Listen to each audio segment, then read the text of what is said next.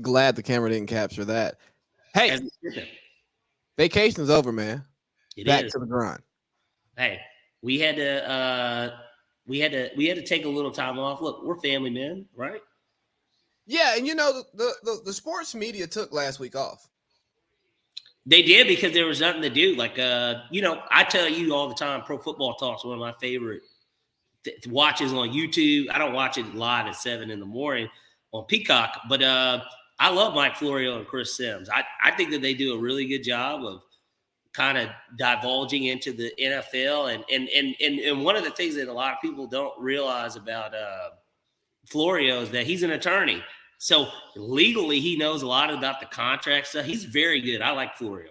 I think Florio's great. The guy he works with. Sims, what it is Sims is a mid quarterback, and he's of a football family, right? Because his brother played for the Falcons. What's Chris Sims' brother's name? I don't know. He played for the Falcons. It's not Chris. It's I guess I was Google Chris Sims' brother. Phil Sims' other son. Matt Sims. Matt Sims played for the Falcons. Look, literally, when you Google Matt Sims, the first picture that pops up is him in a Falcons shirt throwing a ball.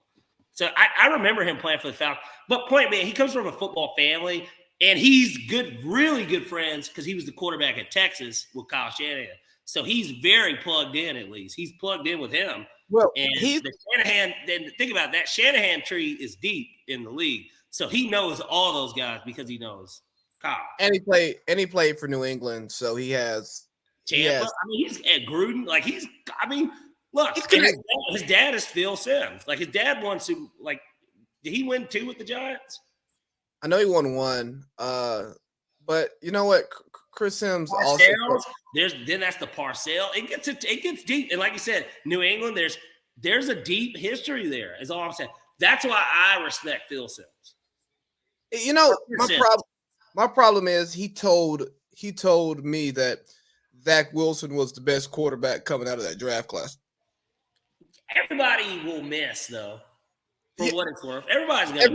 Everybody will miss, but sometimes when you get gimmies, you can't miss that layup like Al Horford did like 5 minutes ago. You're 6'10".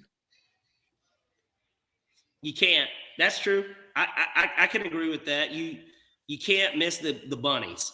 And hey, look here. Before we go any further, it's almost 3 minutes in, and we have not stopped and acknowledged that it's Women's History Month. And we talked about this in pre-production.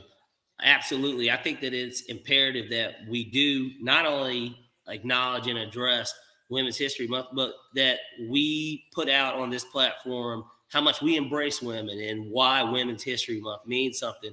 Everybody likes to talk about Black History Month. Whatever about Black History Month. Women's history, that's something special. Now, that's not to downplay Black history, because Black people are important in our history. We know this, right? It doesn't have to be, but women don't get acknowledged enough. Niggas get acknowledged every day. There's nothing that the NBA, we're watching it, the NFL, Lamar Jackson, one of the top scorers. All this stuff's top. We talk about Black people enough, and specifically Black men, but we don't talk about women enough. Patriarchy is real, and as members of the patriarchy, we're here to tear it down from the inside out. We are here to create a balanced world with equality for all. We want to make sure that we pick our sisters up by their bootstraps. They don't got to pick up their own bootstraps. We're going to pick them up by their bootstraps, and we're going to help carry them to equality. And I'll tell you, and for people that don't realize just how important Women's History Month is and women in general, anyone that knows how to play chess knows exactly how that game ends. The king has to be knocked down, but once you lose that queen, oh baby, the game's over. So I think even though you can't officially lose the game when you lose the queen, once the queen's gone, shit, the king can't do nothing. So it's an invaluable piece. The king can't win you a game. A woman can. The queen, I'm sorry, can't. Which is, and I know that, and I want to give a shout out to all the binary and the non-binary women out there because I No, want to distinguish it's non-cis women. This is not just for women. It's cis and non-cis women. You're right. And those that identify as non-binary if they appear to be women. I mean, anyone that wants to be it. Really, this is a celebration of anyone that considers themselves somewhat of a woman. Is that fair? We would not play "I'm Every Woman" because we know that I am not a woman, but that alienates some women, and we don't want to do that. We don't want to alienate any women. that And this month, I'm going to celebrate women by the clothes that I wear. So for episode 1, I have Kelsey Plum. Shout out to Kelsey Plum, beautiful woman in women's sports, representing women very well. Yeah, and we want to make sure that we give her credit where she's due. I got some other stuff in the lab that I'll pull out to make sure that we are giving women their just due, because we're not here without women. We are not. And I tell you what, just because it is Women's History Month, shout outs to my mom. She's no longer with us, but yesterday was her birthday. She's a woman. And so I think that, I can't really voice the importance of a woman in my life. Obviously, I've got a daughter, most important woman in my life currently. But before her, there was my mom. So shout outs to all the women out there, and I hope that we have a great Women's History Month. To your mom. Oh, yeah, to mom.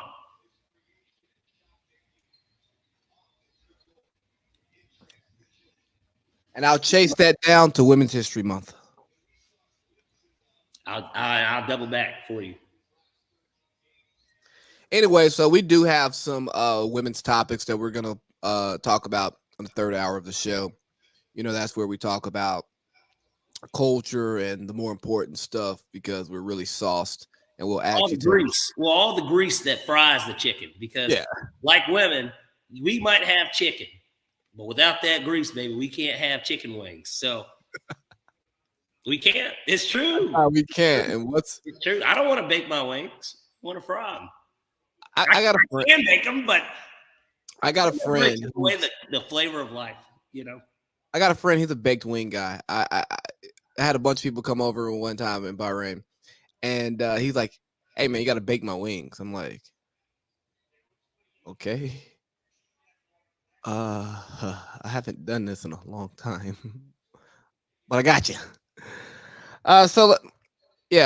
Women's History Month. We're going to talk more about our women's stuff later in the show again, because we want to be honest and create true discourse. And if we're super sober when we do that, we're going to be PC. Just being honest, we're going to be fucking PC. Won't be PC, and he knows that. But I said I won't be PC, and you know that. But no, if it's hour 3, it's not PC. If we did it hour 1, we'd be PC as shit. It doesn't need to be. That's the best part, because women aren't PC. Exactly. So I don't want to misrepresent them in my tribute. Well, either way, you're probably going to misrepresent them because you're not a woman, so you can't speak for women. That is true, because I cannot represent them. This is why this is a great way to start the show, because we can already address things before we get further down in the program. Yeah, I don't even want to get started with that one. Because I had a great conversation last night with JP and Jew about some things.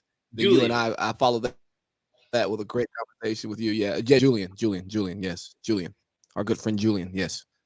And then I followed up with you, and we were able to just talk about some like the man stuff that we deal with and we go through, especially like some of the dad stuff. It's fun and it's interesting, and we're gonna leave it. It's a part of life, and we all experience it at different times and phases, and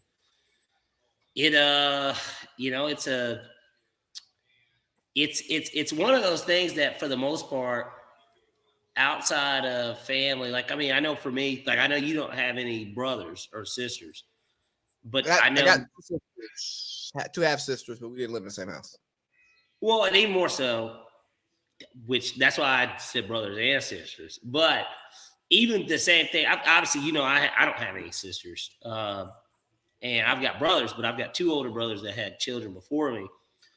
Although one of them is as new a parent basically as me. I mean, he's 6 months in ahead of me. But outside of that, it's always good, especially outside of family, to even my dad or something. Like, it's always good to just talk about some of that stuff. And even though you're my senior to a degree, it's always good to get a different perspective in a different situation on that, and to be able to kind of talk through it. Yeah, man, and I'll tell you, the conversation that I have with you and Julian about fatherhood and specifically raising girls, I just love to have those talks. Like, you just learn like a bunch of stuff from guys who are deeper in the game than you are. In the same way, I have a group text with Boink and Eric Boyd. The married, well, even though Boink is not married, yeah, he might as well be, but like he's Right. not. But like we be having like married talk in there, and like it's so funny. I won't tell the story on the pod. Yeah, I'm gonna tell y'all about a story that I'm not actually gonna tell y'all. And we're having this conversation. We're talking, and Boink and I thought Eric was gonna fall on the same side of it that we were, and he was like totally different. And I said, "Hey, Boink, I don't think Eric gets where we're coming from." He was like, "Yeah, nah. Let me break it down for you real quick, Eric." What was his? I mean, what? There- Well, I will talk. We could talk about that off air yeah, because you don't want to share the conversation. I understand. I mean, it was kind of centered around like what you really want to do at night. Do you want to lay in bed or do you want to like play video games? Or you rather stay up doing until 2 a.m.? If she's asleep, I don't see what's wrong with playing video games if that's what you want to do. If she's asleep and you can't sleep and you don't want to sleep, like, I don't see anything wrong with that. But why would you not go to bed together? Why would you not go to sleep with her? Because you don't have to. Her going to sleep and me going to sleep are 2 totally different things. It doesn't mean that I'm up talking to some hussy. Like, it's not what that means. And if that is an issue, then that sounds like to me there's a insecurity somewhere. And that's not the issue. It's the unity, the oneness.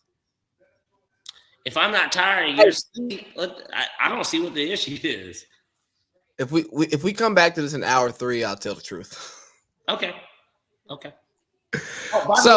by the way, breaking news. That Nets comeback was the largest of the NBA season. So they just surpassed that Lakers Mavericks comeback from like last week. It hadn't even been a full week. That shit was like Sunday. Yeah.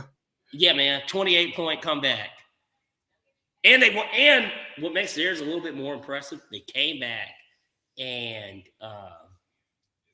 they won by double digits. So very impressive. Basically almost a 40-point turnaround in that game. And that's the best team in the league at home. That makes it a little bit more special. Too bad the Nets couldn't fucking get it done for me the other day when I asked them to cover against the Knicks. Fuck the Knicks. Hey, so why did does that tell us anything about Boston? No, because it's one game. It is a long because what it is they're going to come out and probably punch whoever they play in the mouth next, unless it's like Phoenix or some shit, which I don't see them doing that. But like if it's like was poetry emotion, a slappy, like or not even a slappy. If the Hawks were going to Boston in 2 days, I bet the Hawks would lose by like double digits. So like not because the Hawks, because talent wise, the Hawks should be able to hang with Boston too. Talent wise, they should be able.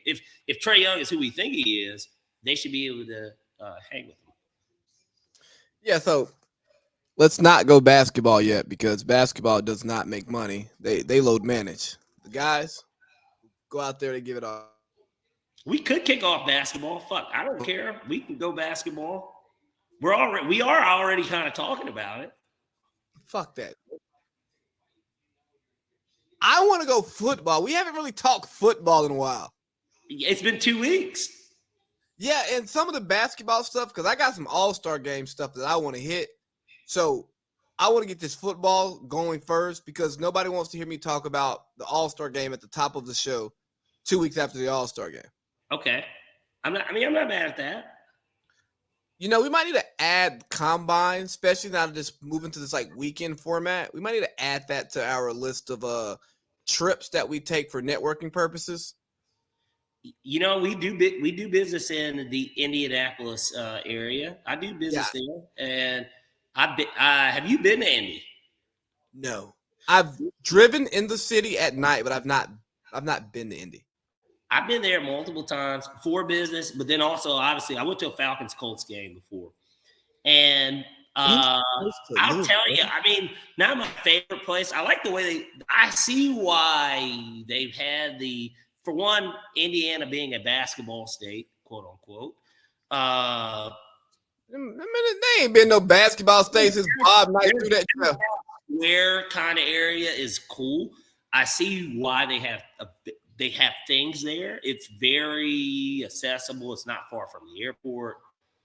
And it grows. I hear you don't have to go outside to get from the hotels to get to Lucas Oil. Depends on where you stay. Me and my dad actually did stay at a hotel that could give us access to essentially get us directly to the stadium. We stayed at the exact stadium that all the execs stay at when we stayed there. Very nice hotel too, by the way. Forgot what it was. I'd have to Gmail or go through my email, my Gmail, which I have a Gmail. I'd have to go through that to see where I had booked it. But we did stay where they have the big conference center and stuff. Very nice hotel room. It was almost like a condo. Like we had a stove. You can live there essentially. And so really nice. It was right in the center of downtown, right by Lucas Oil, right by I forgot what it's called, something Field House. That's where the Pacers play. We actually went to a Pacers game. It was Paul George's first game back in Indiana. OKC played the Pacers when me and him just so happened to have been in town that weekend. But yeah, it was pretty nice. Like, I mean, like, no, there's no shade at Indy. I have a place that I love to eat, and I actually do want to give them a shout out because every time I go to Indy, I go there, and the name just is not coming on my head. It is called The Eagle. The Eagle is a fantastic, somewhat southern restaurant. It felt like a restaurant to go to there. I know we're not getting anything from them for talking about this, but I do have to mention that about my time in Indy. I mean, look here, I don't mind shouting out good stuff. I mean, we shouted out the steakhouse in Tampa. They're not giving us shit. But they lived up to expectation. I thought overall, I don't remember the service, the real A1. Well, they're A+ rated by the BBB, nigga. You know why we got the service we got though. Oh, they knew they knew that. Well, it was already a set number of how much money had to be spent. Them niggas are getting $1,500, hell of high water. Plus, like I told you, they threw in the gratuity. The gratuity already was in it. So I told you, and it wasn't at 18% or 20%. It was 22%. And then I gave the guy extra $30 just because I fucked with him. Yeah, so, dog, I'm sorry, real quick. Indy is not a fucking basketball state. It's not basketball. But it is. It's the Hoosier state. And it's like, what does being a Hoosier mean, right? But like, it is. It is a basketball state. It is. Who's the last Hoosier? Who's the last Hoosier we cared about, bro? Once we started bringing integration. Who? Eric Gordon.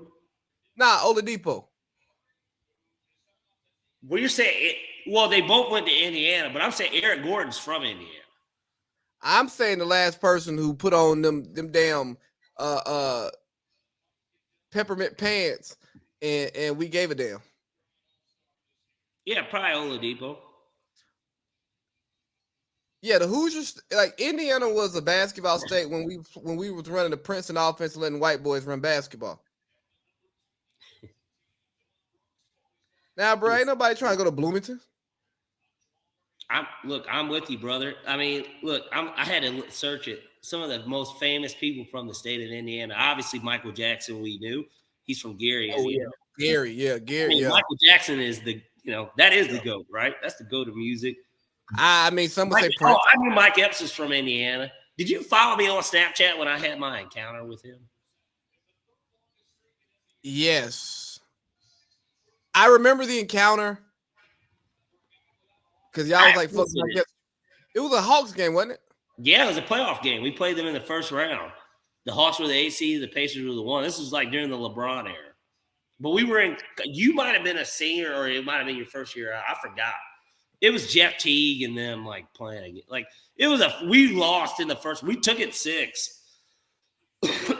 But we were at the game, and he was up there in the suites area. And Justice took a picture with him, and then I want to take – fuck I'm not even going to get into the story.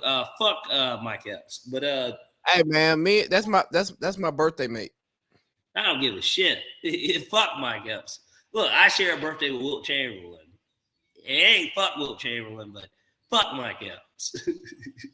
Wilt Chamberlain, girl, damn your husband. I'm Gucci getting money while your man's a has-been. But now, hey, question for you.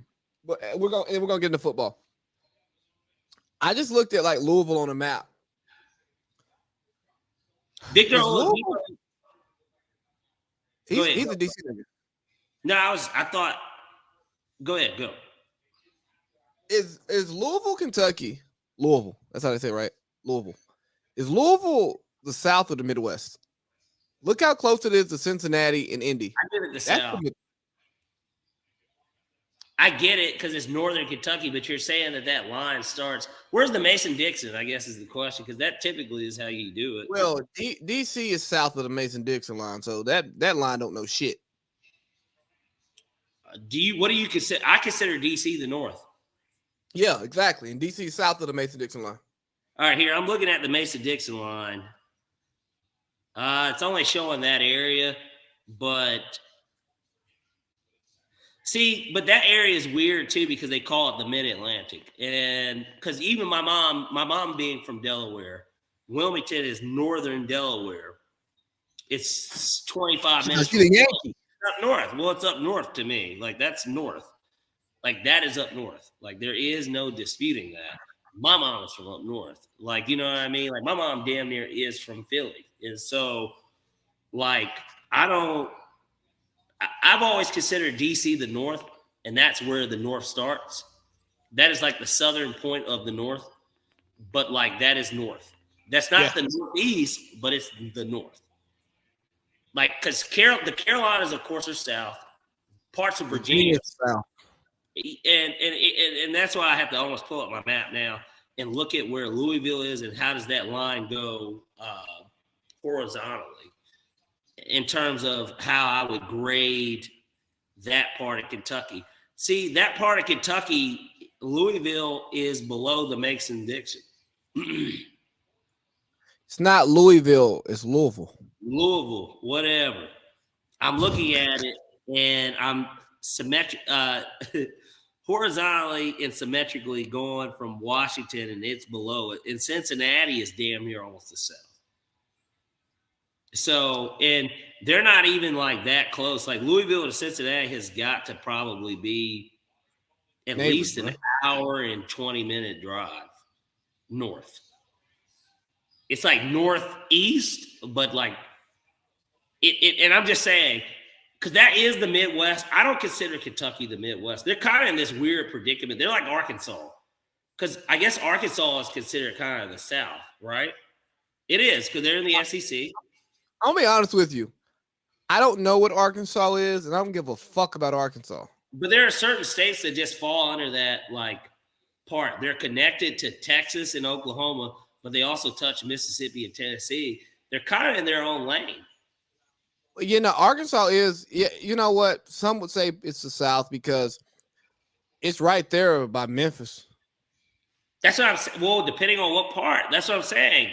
Like, there's a part, if you live in Texarkana, you're right by Texas, but you're in Arkansas.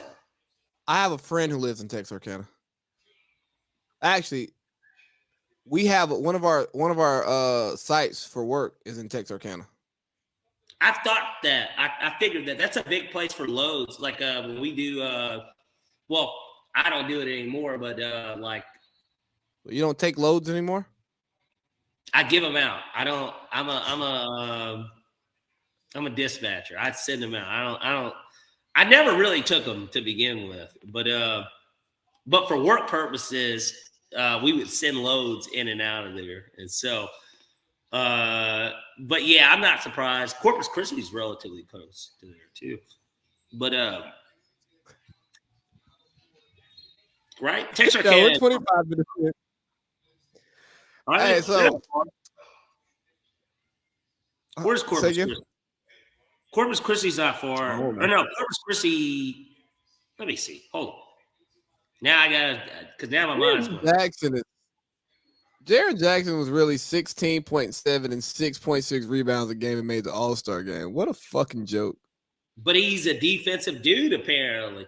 There was somebody, the NBA had an uproar apparently on Reddit to where Adam Silver had to dead it.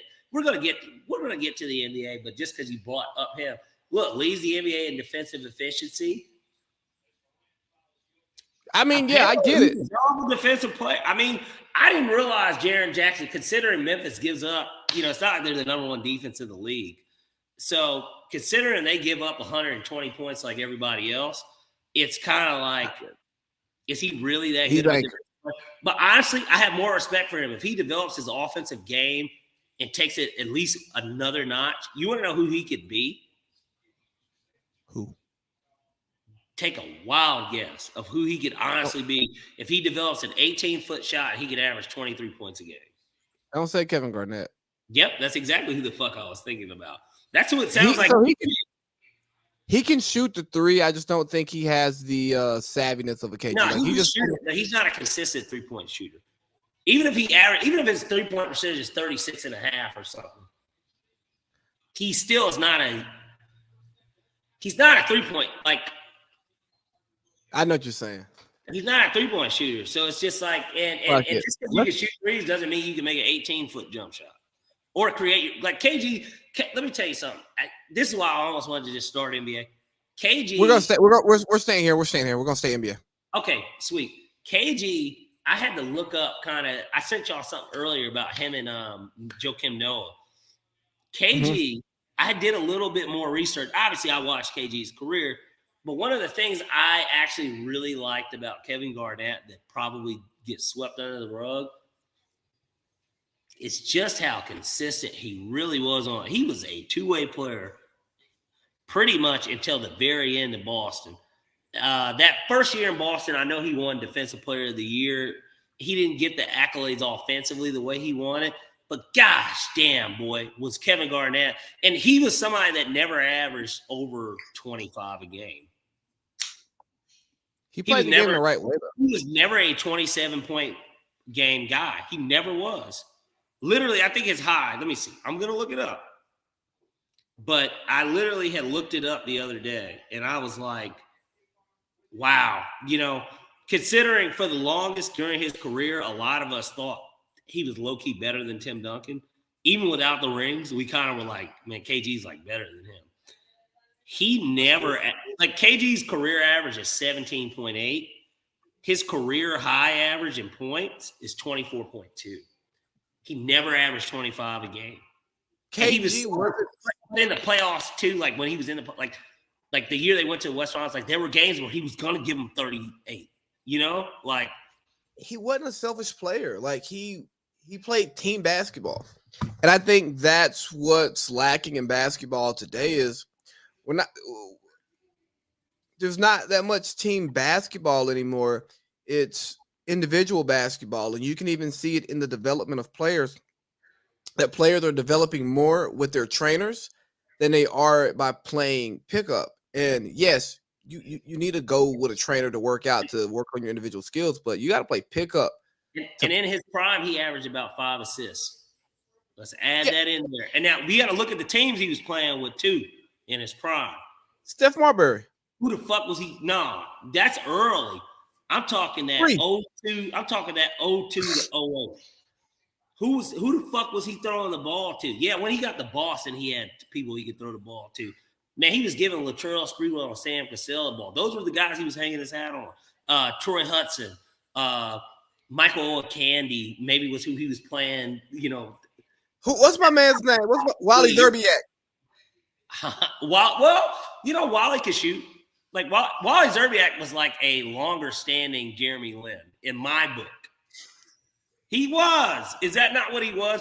Wally Zerbiak like kind of came on the scene randomly. He made like one All-Star because he was hot. One year he averaged and think about it, this is back when you could average, if you were on a good team and you averaged 22 points a game, you were in the All-Star like guaranteed.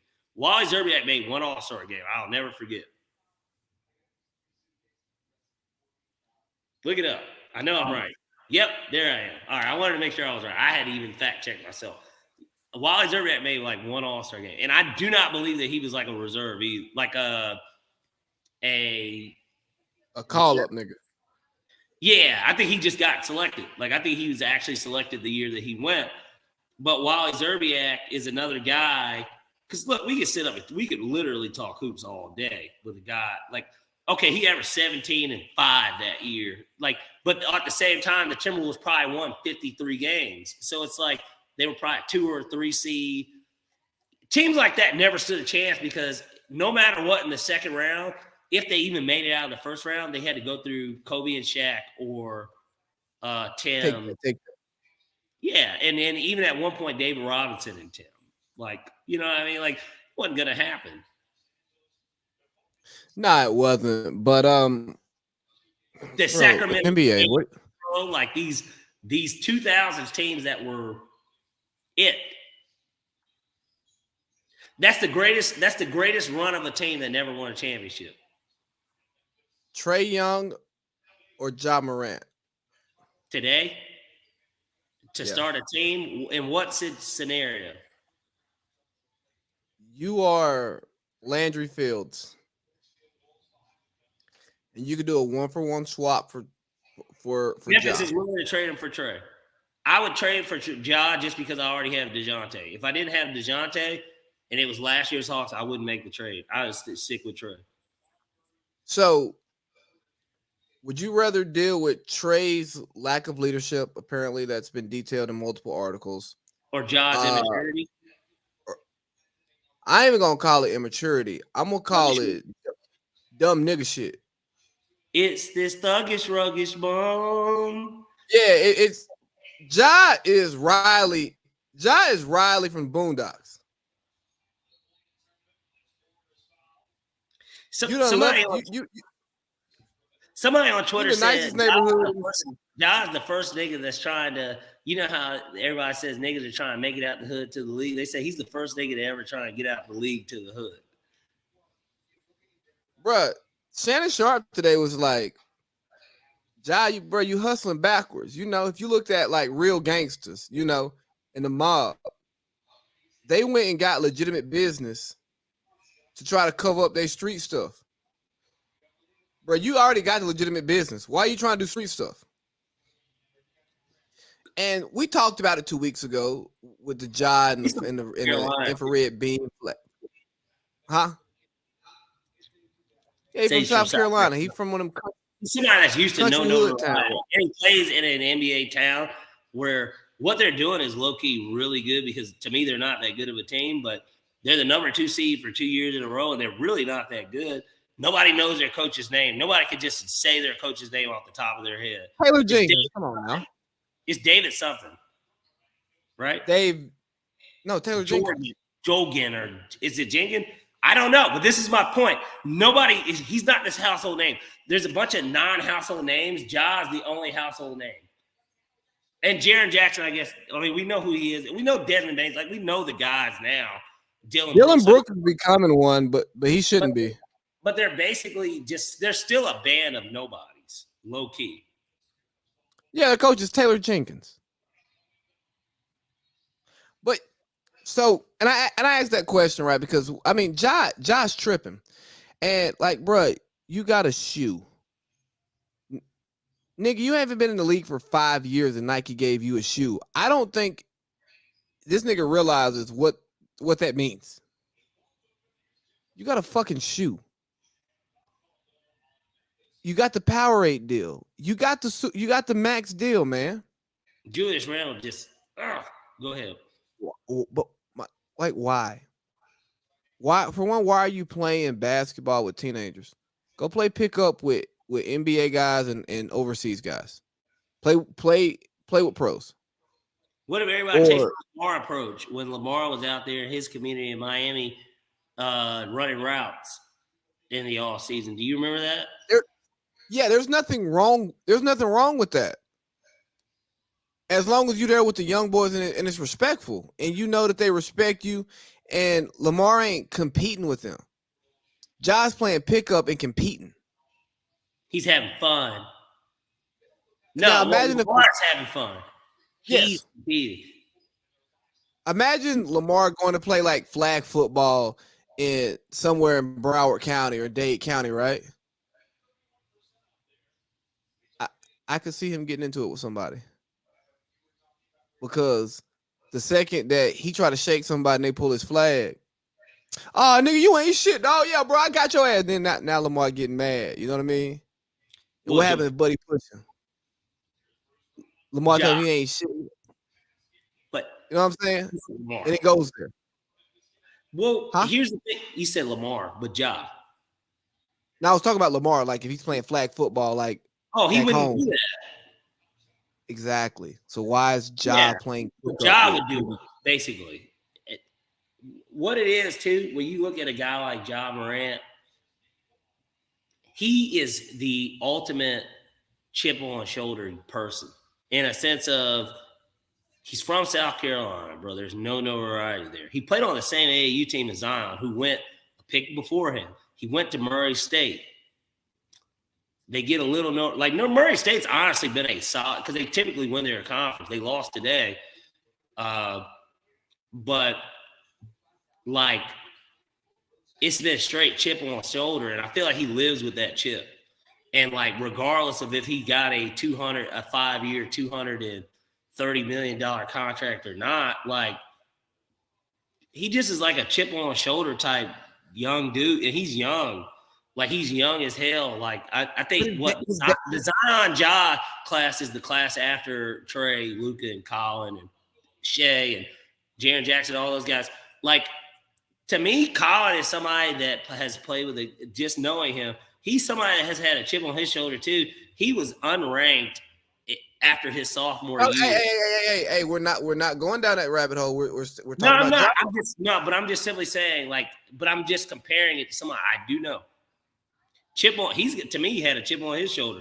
But Ja has this ultimate chip. Like, in a sense of, I don't know what Ja was ranked coming out of his senior year, but he went to Murray State, and, like, he built himself up to be the number 2. He goes to a situation that not anyone would really want to be in. I think the Memphis Grizzlies are one of the last teams anyone would want to play for. That's the only team in town. Memphis, I've been to Memphis. It's not necessarily a place I would want to live. Like, it's in the South. It's kind of in this fucked up part of the South to where it's got its culture. Like Memphis, like 3-6 Mafia. You got, obviously, R.I.P. Young Dolph. You got Gotti. You got these influences in the city. Money bag. Well, they're newer. He was there before them. In a sense of him blowing up. He blew up before they did. Not money bag. Not for money bag. Money bag did not have a hit. He didn't have a hit. Maybe he was underground, but he didn't have a hit before Ja was Ja. I've been listening to Money Bag since 17. Look, man, this is my point. 3-6 Mafia ran that town. And so yeah, absolutely. Yeah, so we know, and then Gotti to a very much so lesser extent, but look, hey, he said he wanted Angela Simmons, he got Angela Simmons. So I can't be mad at that, brother. But, like, at the same time, when you just break it down, he's just the ultimate chip on the shoulder, and that's what the Grizzlies organization is. And I feel like they want to be recognized more than what they are. And just in general, he just kind of – it's almost like he plays the character, like it's the WWE for him, to where he has to continue to play this character of this. And he doesn't have to. It's like, bro, you're low-key a superstar in the league. Dog, and here's my issue. If he was young, shit's happening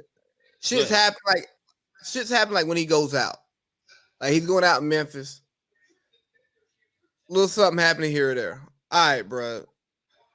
Everybody know who you is. Everybody know what you got.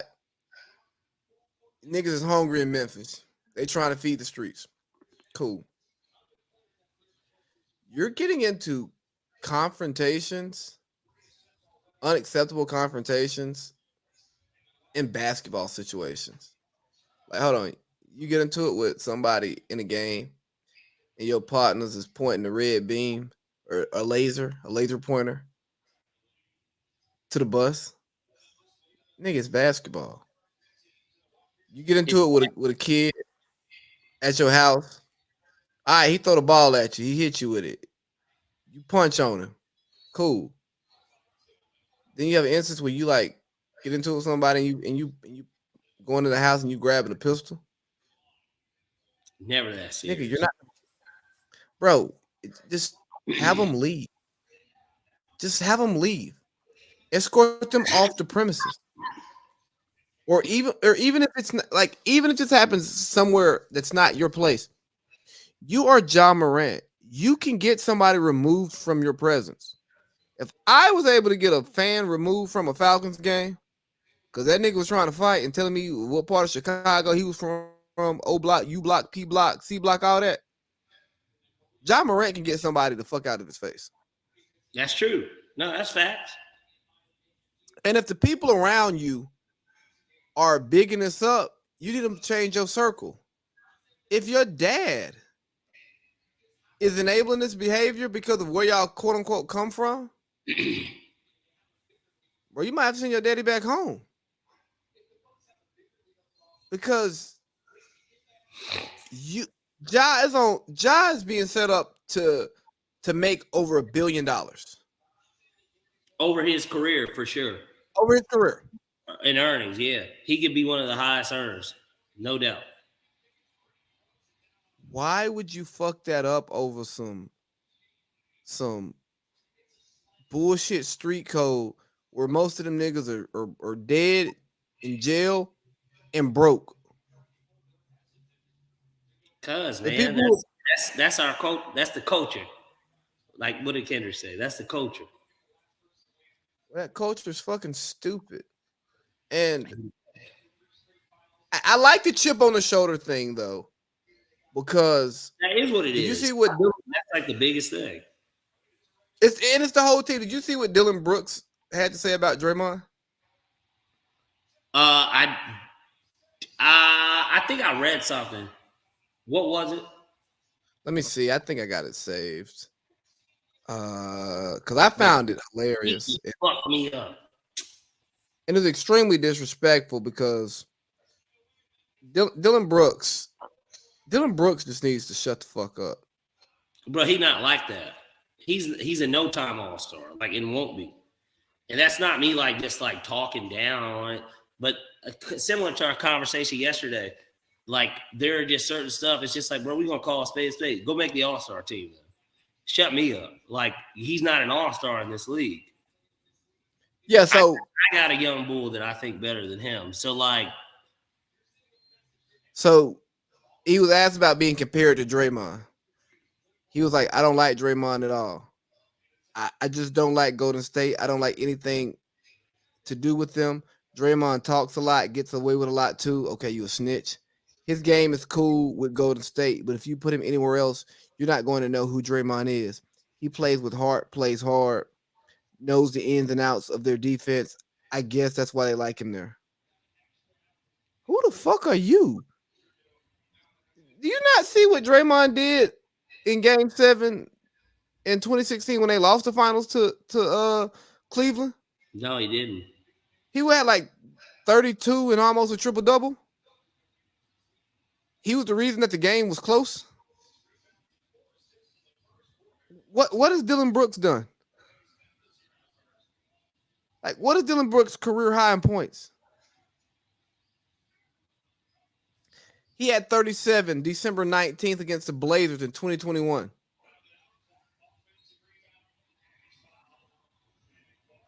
For niggas know Dylan Brooks more for his antics and shenanigans than being a good basketball player. You haven't sniffed an all-star game. You won't sniff an all-star game. You probably won't ever get player of the week. You probably won't even get Memphis Grizzlies player of the week if we're being honest, unless they just going to give it to you to make you feel better so you resign for the low. Like Memphis Grizzlies player of the week. he called Shannon Sharp a pedestrian. I just don't like young niggas who don't know their place. He's one If of them. Josh said that about Draymond, I'd be like, hey, bro, I think you overstepping. That's disrespectful to a 4-time champion, defensive player of the year. A person in the league who is advocating for the players, doing the media stuff, like doing stuff that's bigger than basketball. You know, he's a clutch guy, more than an athlete. I would say that's foul, but I'll be like, Ja, you one of them. You can talk about all but about 12 people in this league. You know what I mean? Like you're playing at that level that you can do that. But Dylan Brooks, nigga, ain't nobody wearing your jersey but your family. Yeah, nobody. Your side bitch Yeah, showed the game in the Ja nobody jersey. stores like, man, let me get a Dylan Brooks jersey. Hey, nigga, you. Hey, let's keep it 100. I bet there's been more Luke Kennard sales. Bro, ain't nobody watching basketball being like, yo, when I grow up, I want to be Dylan Brooks. Well, my favorite player is Dylan Brooks. Man, there was always something about Dylan Brooks. Like, look, I know niggas that were like, man, I love Rajah Bill. You know what I mean? Like Rajah Bill, they're like, man, he always takes on that Kobe assignment. And then Kobe puts anywhere from 26 to 50 on his head, right? And maybe the Suns win the game or the Sixers, depending on which Rajah Bill you like.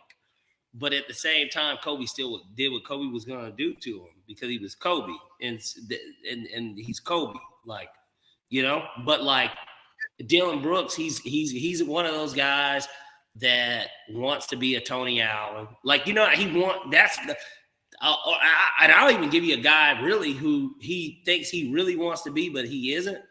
Low key, and shout outs to the Lakers for making the move to get him, Jared Vanderbilt. Like a nigga that really, if you want to talk about under the radar niggas that don't get appreciated. What?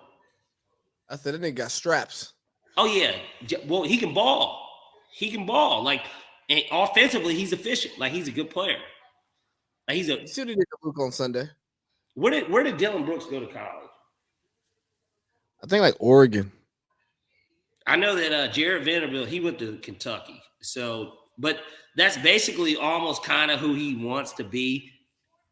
Or he talks like he plays his game. All right. So, yeah, he went to Oregon. He's a second-round pick, just like he went to Findlay Prep. So, he was pretty fucking good, I guess. But New Jersey, right? Ain't that where no, Findlay's in basically Vegas. Okay. Yeah, he went to Findlay. I'm trying to think. Who else went? Tristan Thompson went there. Philly, they got a good little list of players. Kelly Oubre, Anthony Bennett. Okay. I don't know if you remember Alonzo Trier. I remember the name, really, yeah. He was very good, like, coming out. Like, he didn't make it to the league like that. But, like, he was another one. P.J. Washington, Bobo, Corey Joe, Avery Bradley. So they've had they have a solid group of NBA alum. But, like, he's just another guy in the league, man. Let's get off of him. That's just how much of another guy in the league he is. Yeah, let's talk about the Hawks. Hawks win their second game under Quinn Snyder. DeJounte Murray goes for 41-6, 17 for 22. You talking about an efficient 41? That's beautiful. Hey, and you talk about that, hold on. Let me make sure. Let me look and see what this traffic looks like. Oh, it's crazy out here. It's crazy out here. I got a text not too long ago, actually a minute ago, talking about his post-game interview comments. And he pretty much said that Nate had a low basketball IQ. The text says he didn't say it directly. He was just talking about everything Quinn doing and was saying that Quinn has such a high basketball IQ and that the practice are so much more intense and the game plan is way more intricate. So he pretty much called Nate McMillan the dumbass nigga. Nobody can agree that Quinn Snyder is a better coach than Nate McMillan. I mean, everybody thinks that. And Nate's coached for 2 decades, like as a head coach. Like he pretty much has been because he coached Portland. Before Terry Stotts was there, he was their coach. I think that was where he first coached. He coached in Indiana. His team's always, his high point was taking over the Hawks and taking us to the Eastern Conference. That was the best of Nate McMillan you were going to get. I think Nate McMillan's a good basketball coach. I don't think he's a bad basketball coach. He wasn't a fit here. He really wasn't. His style of play and then our personnel were just not the same. I think Trey, he would be good as an assistant coach on a championship team. I think he'd be a good assistant for a young coach. But it has to be a championship team. He would fit well in like Boston. If you wanted to throw some young talent, like as an assistant, he could fit that. He's not coaching a bad team. He'll just stay at home. He's rich. No, I'm saying as an assistant, he would. Or he could go to Golden State and be an assistant. You know what I mean? He's not gonna look for a job with a bad team. For sure. Like he's not gonna be around bad basketball. But the Hawks officially hired Quinn Snyder. What are your thoughts, man? I liked it. I liked the hire. I liked that they got out in front of it because there were two. I know it's not unprecedented in a sense of him getting hired. Maybe at this point in the season it kind of is, but the Timberwolves not too long ago, their current head coach, they fired. Yeah, Chris Finch. Yeah, they fired whomever was the coach before him. Was it Flip Saunders' son? It wasn't Flip Saunders. Yeah, it was. It was. They fired Flip Saunders' son, and they hired him in the middle of the season. And he was coaching a team. He was on the Raptors staff, and they hired him. So, it's not unprecedented for this to happen. I think it's unprecedented in a sense of the Hawks are in the midst of they did it during All-Star break, technically, because we hadn't played a game before he got hired. But I like the hire because I think that he's a good coach. Obviously, he lived here because he was an assistant here with Bud. I think that in Utah, he lacked the creativity that he could have because he worked with Mitchell and Gobert. That was what he had to work with. Joe Ingles, solid player. Bogdanovich, solid. These were solid pieces. They got Jordan Clarkson at one point, solid piece. But he never had this team, top to bottom, is more talented than those Jazz teams that were in his 6 years. I think they were the number one seed twice. They won a lot of games, but they could never get past that second round. And I think that here he gets these next 23, 22 games to assess the situation going into it. Nobody expects him to take us to the East Finals, kind of like when McMillan took over. But at the same time, if you look at it, it's just one of those things where he could take this roster and figure out, okay, this doesn't fit, this does, I like this. He's going to get a better feel for the team for next season. This year, they should still make the playoffs, certainly the play-in at a bare minimum. But, do I expect them to make a run? No, just because there are 3 teams in the East. 2, I tell you what, there's only 2. I'm not even going to say 3. The Sixers, they could beat the Sixers again as far as I'm concerned if the Hawks ran into them again. I really do believe that. I just don't believe in the Sixers. And all that James Harden is so open to going back to Houston. Nigga, just go ahead and sign your fat-ass contract and go back. But I like what the Hawks are doing, and I like the idea of them hiring him, and I like the point in the season they're hiring because he's going to get to evaluate what he has. And maybe Trey goes, maybe Trey stays. He's going to get to evaluate it. Do you think the Hawks are a shit show? They've looked like it. They have a top 5 talented team in the East, and they're the 8th seed currently. We all but fired our OGM. Dang. Well, and he got hired before the season. He got turned into the – well, are you saying Slink or are you saying Landry Field? We all but fired Slink. He got fired, man. That was like a mutual parting gift type. Well, he became like an advisor or some bullshit. They fired him. Right. Then we promote Landry Fields. a former player that I remember using on NBA Live. A nigga who's like our age. He's not all right. He's like 37. Bro, I think Landry Fields might be like 35, bro. No, let me see. His time in the league wasn't very long. He came in the league in Oh, he's 2010. 34. Fuck. Bro, that nigga's our age. Yeah, He's got bro. Kyle Korver as the assistant GM. Yeah, so we got Landry Fields. Then, middle of the season, we bring in Kyle Korver to be our assistant GM, who was a shooting coach a year ago. And we fire Nate McMillan, which is fine, even though we were in playoff contention. I get it. Mm-hmm. To hire Quinn Snyder mid-season. I'm never mad at replacing Nate McMillan with Quinn Snyder, right? But you start looking at all of these moves and the added influence of the owner's son. As reports say. And the Athletic article, yo, the Hawks are a fucking shit show. That's what I said. I said prior to this they were, for sure. I think that there was the right hire. So like I think that's gonna right the ship. I think, and the commitment they gave him. You know, his contract was a 5-year, $40 million contract, so he's making $8 a year. Obviously this season doesn't even count. I'm assuming a part of that 5-year. So he's got 3 years at minimum before they even fired him and wanted to pay him for 2 more. It should work out. Like this is like the duration of Trey's contract almost. And so trade him. Well, I can't win with him. You got a decision to make this offseason because DeJounte enters next offseason, this upcoming offseason with 1 year left. So the thought is that if I'm them in a heartbeat, I mean, I'm trying to lock them up now, so I don't have to pay them more like sooner. Because to me, that is a building block. That is somebody you want on your team. And shout outs to Greg P.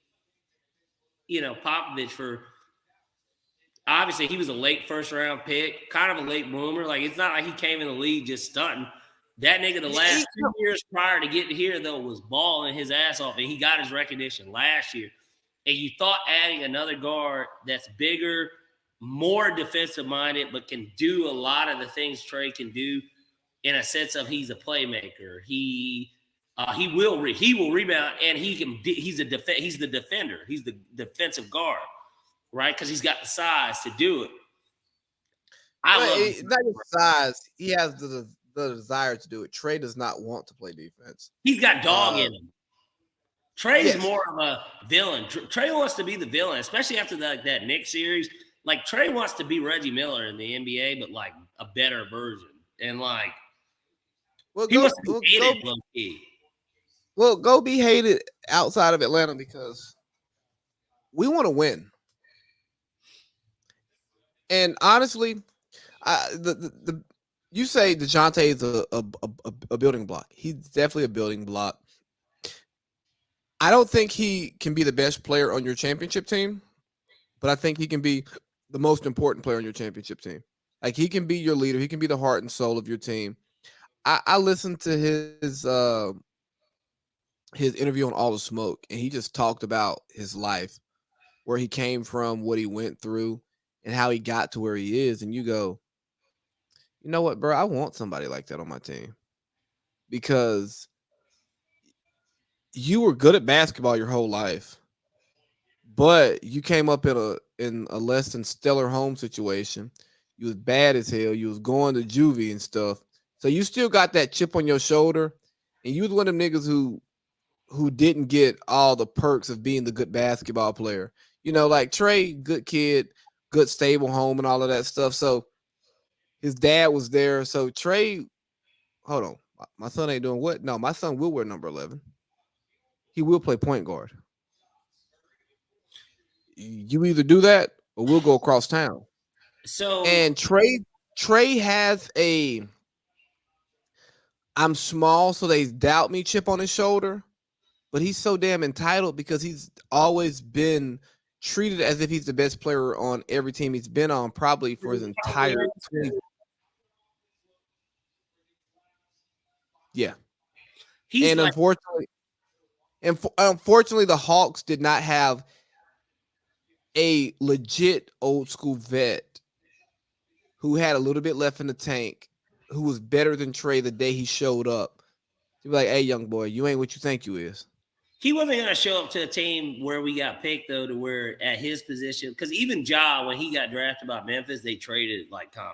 Like they never crossed paths, but it was from one era to another because he was the last piece from that the grind Grizzlies, that Zebo, Gasol, Conley team.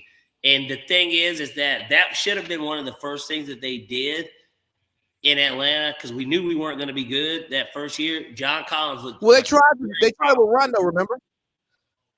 And that they traded him the same year back to LA, or not back. Remember, we tried with Rondo. It was so short lived, though. Like I barely remember it but is Rondo even? Yes, he's a pro. Yes, he's a vet. Yes, he's a champion. I think that there are better players to get to do those type of roles. Like, I think, and obviously this is the opposite of it, but it's still true within a sense. For instance, with Phoenix, Cameron Payne revitalized his career because he had Chris Paul. Like, he's become a viable backup and made more money because Chris Paul is the point guard. Now, like I said, it's a vice versa situation because CP is still PG1 and Payne is PG2.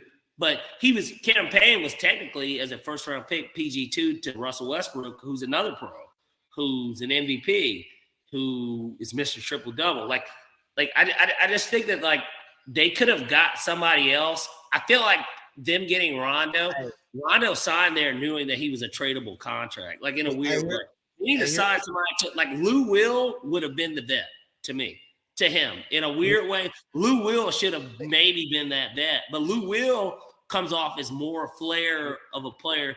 I mean, I'm not saying he's not professional, but because he's from here too, it feels like that didn't work because of that alone, because he's home and he played here before. He said what? He wouldn't get burned. They wasn't playing him. He played a little but yes, he wasn't. Here's what I think what Trade needed. He needed what Devin Booker got in Chris Paul. Or literally what Campaign got too. Like Campaign revitalized. I don't care about Campaign because nobody gives a fuck about Campaign. Yeah, I don't care about the revitalization of Campaign. I'm talking about a star player right now. And fucking Chris Paul comes in more accomplished, is where Devin Booker wants to be when his career is over, but is obviously not who Devin Booker is today. Like Devin Booker, or who Devin Booker wants to be, because Devin Booker wants a title. No. I'm saying like when he gets to year 18, he wants to have most of the. He wants to be regarded the way Chris Paul, accoladed the way that Chris Paul. Exactly. So when Chris Paul comes in, he's got a couple off his resume. He took them with him to the final. He fucked a Kardashian. There's like a lot of stuff that they have in common too. Yeah, but he wants to come in and he probably fucked that Kardashian while they were actually together. He probably, but he wants to fuck her before. He lived in LA for a long time, so I wouldn't be surprised if that happened before Mr. West knew about it. But his family was in LA, so it's probably easier when Kendall and Devin were together. So now like, oh, we're just going out to see. Now, he might have introduced them. They're sisters, bro. They talk about this. So. Exactly. But anyways, back to the serious thing, right? I'm like, yeah, they talk about it. Like, but CP comes in, right? And he goes, hey, Chris probably recommended that shit. No, they were together maybe before he got there. But like, they still in the league. They had the league together. They were at All-Star games together. Was Book at the All-Star games yet? before I don't CP think he got was in there? it. Because Chris Paul went to the All-Star as a Thunder. I said Book. He made it the year before. No, I'm saying Book made it when CP was a Thunder. Oh yeah, but Devin yeah, Booker's nah, first he. All-Star appearance was not in 2021. So like, let me see. But no, the point I'm trying to make, the more important point, fuck this bullshit Fuck Kardashian shit you Kardashians, talking about. You fucking chatty patty shade 2020. room ass nigga. Yes, he made it the same year that he was. I'm just saying they might have. I don't know. I don't Okay, know how these things work. say you, bro. Kind of do. Are you working? Are you working for TSR? I've seen your captions that you sent to the group. I think you low key might be on their That's payroll. who making the captions. I'm making fun of them. I don't. I wish if they wanted to cut me a check, I could do what they do and probably at a half the rate just because I don't care. Like Roomies. Who do you think laid down first? CP3. Right. But anyways, nah. But CP3 was able to come in and tell.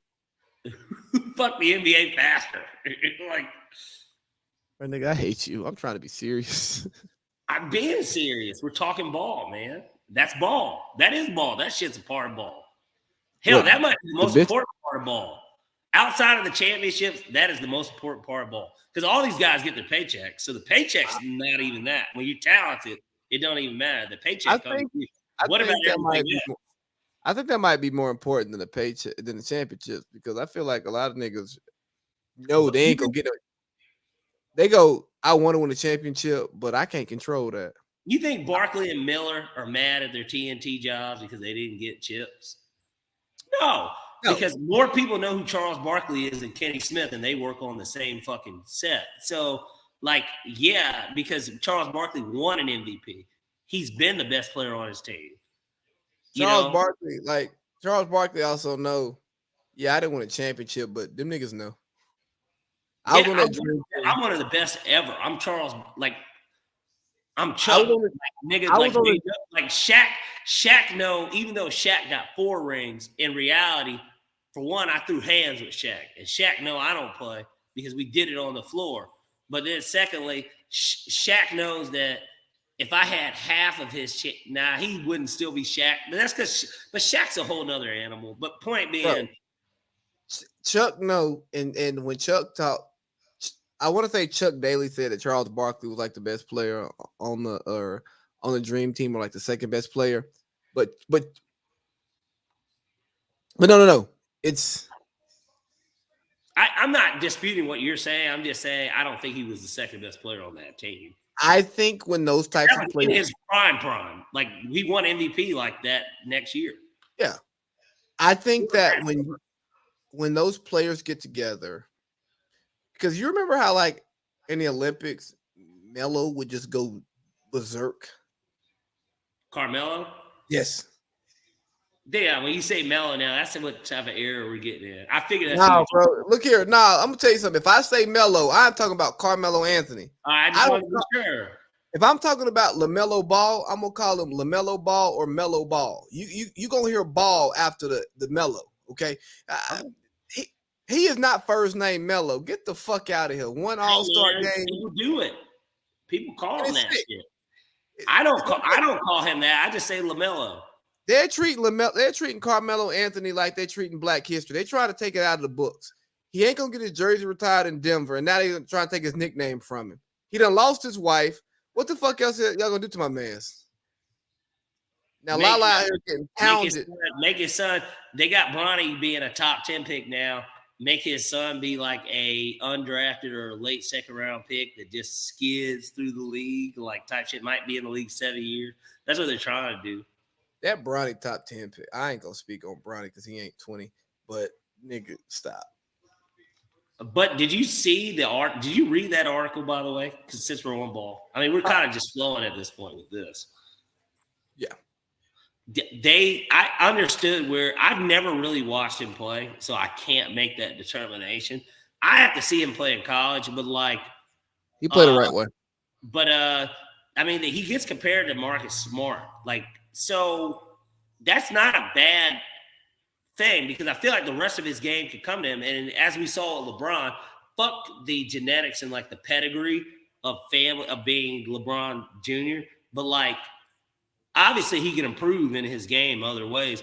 But if he already is showing that he, for one, takes on the best player on the other team and will defend them and is a good defender, he's got size. He's, what is he, 6'3"? So like, I mean, he's not short. Like, he's not short as fuck. He might grow a little bit more, maybe. I don't know. Maybe he does gain an inch. Maybe he gets up to like 6'4". He's gonna be a guard. I don't know how bad. Like, I think that he could. I don't know about top 10, but obviously Marcus Smart. I remember Marcus Smart at Oklahoma State, and a lot of people didn't think he should have came back his second year because he went back his second year, got into a fight in like one of those games. I was watching that game live actually when it happened. He was a offensive. He could score, but more people did talk about his defense, and now he's a defensive player of the year. So like, I don't think that like it's wrong to say that maybe he's obviously his name helps with that, but like at the same time, I don't think it's wrong to say that maybe he's a top 10 pick because we just don't know yet. And he's ranked in that pantheon of where guys do jump to be a top 5 pick. Really, when you're like the 29th best player in the class, if you go back and look at classes, you'll see some of the top players never being ranked in like the top 5. But they were on the list. They were on the ESPN 100, and then they were the number 1 pick or some shit. Like, here's my issue with it, right?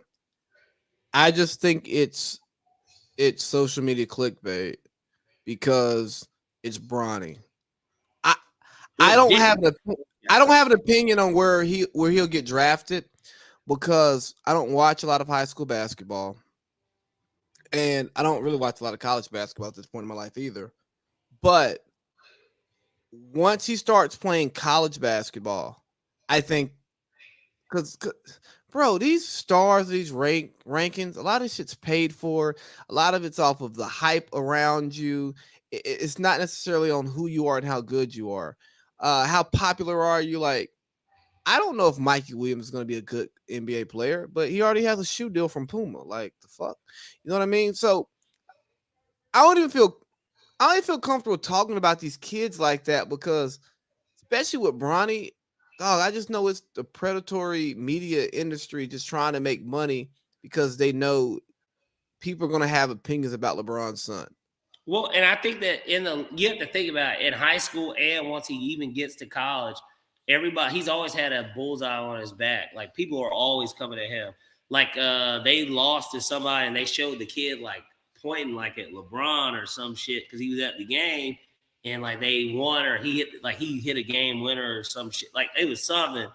And I'm just saying he's got a bullseye on his back because he's LeBron James' son. And I remember it ain't that long ago. I was in high school or middle school. I don't even remember. But like, either I was a freshman or between 7th and 9th grade, when Eric Gordon was in high school, the year before he went to Indiana, they were calling him Eric Gordon. And they played a game against Michael Jordan's son, and it was on ESPN. And I remember watching it. And like, Jordan was at the game, and like, obviously there was a target on like Marcus Jordan's, like, on his back, bro. Like, he was committed. That nigga wasn't good. He wasn't good. He was like I think they had him as a 3 or a 4 star. But regardless of even that, it didn't matter how good he was. He could have been just as good as Jordan in terms of as a high school prospect. Regardless, the target's on your back. Like, every night, literally, people are coming to not only see you, but people are coming to see you fail. People are setting up to play you to make you look bad. Like there's extra attention to you. It's not just because necessarily you're the best player, one of the best players in the country. We literally want to do it because we know who you are, like, type shit. It's just, I don't know. It's like, it'd be like having your best game prepared if Malia Obama was in the bar and like you knew who she was. So like you specifically you had your best game that day in a sense of like how you talking to her, like you were hitting her with everything. You're acting like you don't know who this is when we all know who this is. Like, here's the thing though. If you good enough, that shit don't matter. That's true. don't fucking matter. Like, I don't care if you're bringing your A game because I'm bringing my game. I'm not even putting a grade on the game that I'm bringing today. I'm bringing my game. I'm going to play my game. And who you are and what you want to do to me and what you're trying to prove, give a fuck about that. Because I'm me. I'm him. He is I and I am him. But we're talking about LeBron. And I feel like we should talk about Le Boot. Le Booted from the playoffs. Le Oh, Foot. they're definitely on their way. I guess hey, what? Hold on. Le Keep Done. talking. Let me see what they're doing right now. They're playing right now. Hold on. Let me tell you the score. They're up 30 at home. They got Minnesota at home. We can only do this if street clothes turns back into the brow. Yes. He can't turn into AD. He got turned into the brow. The nigga with the short hair. No swag. No tattoos. You mean his teeth got to be fucked up? Yeah, I'm talking about the one who the nigga that didn't have the contract yet. The nigga who turned big contract. The nigga who turned Dame into this nigga who can shoot from half court now because they did him and J. Rue did him so dirty and knocked him out the playoffs that year that Dame was like, bro, I got to change my game. These niggas really got me fucked up. I'm really out here fucked up because of these niggas. It's crazy how, like, the Pelicans, if DeMarcus Cousins stays healthy that year and them having that team, when you look at it, like, just in a sense of as good as Cousins was, as good as AD was, and that was as healthy as AD was going to be. And then, obviously, J. Rue, how good he is and how good he still has been, how that could have been a sneaky Western Conference type of team at a bare minimum. They made the right move by trading him too, by the way. I like the idea of Zion and B.I. and what ended up turning into McCollum. You said Zion? I don't know if Zion. Why are we acting like they were the number 2, number 1 seed before he went down? Like, why are we acting like put it this way, the Kings are the 3. They certainly would be in that spot no matter what. And that would be a team like I wouldn't want to play if I'm the 6, is what I'm saying. About. I want to play. You talk about the team whose best player. If I'm any team in the league, I'm like, man, I hope I draw. If they're the 2, I hope I draw 7. Like, I really do. But saying if Zion's not hurt is like saying if I didn't drink, I wouldn't have got drunk, bro. I ain't saying every time you drink, you get drunk. But if you drink, you're going to get fucking drunk. If you got Zion, he's going to get fucking hurt. Hurt in high school, hurt in college, hurt in the pros. It's not a knock on his talent, but he's always hurt. So these ifs, ands, they sound great, but AD's always hurt. Zion's going to be hurt. AD's always hurt now too. That's why none of us believe that they're gonna do anything without LeBron if LeBron's about to be out the next month. So, yeah, hurt. And luckily they won the game. But you remember I said something about it. I was like, oh, bro, I was like, the Lakers are trying to lose. I was like, D'Lo's out. D'Lo's not playing tonight either. But D'Lo's out, and then I'm like, and AD not playing, bro, that's bullshit. Nigga, play. If Bron not playing, nigga, bro, unless you feel like your shit is that unstable, fuck that load management shit, man. Like, fuck that. Like, nigga, now it's your team. Let's say LeBron would retire, bro, because this is what you signed with the Lakers for. LeBron's retired now. Now what? It's your team. Then they go to Chicago. Run the floor. You don't have Russ out there getting 15 feet of space at the 3-point line, bro. Like, you got guys around you. You got these dudes around you. Like, can you please show up and play for me? I will say that this year when he's played, he's balled. Even in that Memphis game that they lost, he was 28-19. I feel like he left a lot of points on the floor, but you saw the effort. He was he was trying to rebound. We'll just see if his health holds. Did you see that that new NBA New NBA what? uh the NBA poll What uh poll? from the retired players? I'm pulling No. it up right now. Can you send it to me? No, because it's on the Athletic and you gotta have a subscription. Hey, I'm about to send you something too, by the way. Michael Jordan was sitting on the bench at the game Oh, tonight. I saw that shit. That boy, he looked miserable. But did you see one of the players didn't give him dap, and then the nigga had to turn around and give him dap, and then Jordan like smiled like, "Watch yourself, nigga, you gonna get cut," like type of shit. Did you see this? No, I didn't. Here, I'm about to send it to you. I'm on the IG. Okay. So former players voted who is the best current NBA player. Give me your top 5 in order. That's gonna be hard to do on the spot, but I'll just name them and then I'll place them. Top 5: Jokic, Embiid, Giannis, KD, LeBron. Okay. Oh, whoa, hold on. Because I have to think of this of when everybody's healthy. Steph Curry, Giannis, Jokic. Yeah, I bet Jokic is not in their list, but Jokic is in mine. Giannis, Embiid. You said Giannis twice. Okay, let me just rerun it. Giannis, Okay. Jokic, Okay. Curry, Durant, James. Okay. Yeah, after you did it again and again and again, you got it right. So LeBron, Was those the 5? yeah, LeBron number 1 at 28.1%. Nikola Jokic number 2 at 21.2%. Giannis number 3 at 21%. KD number 4 at 11.8%. Steph number 5 at Wow. I'm 6.6%. glad that everybody's viewing it the way I do. Because I had to think about, I know I named it twice, but I forgot. Then once I named the 5, I realized I left Steph Curry out. Let me give you 6 and 7. 6, Luka Doncic, 6.6%. 7, Tatum. Kyrie Irving. Really? Over Tatum? Yeah.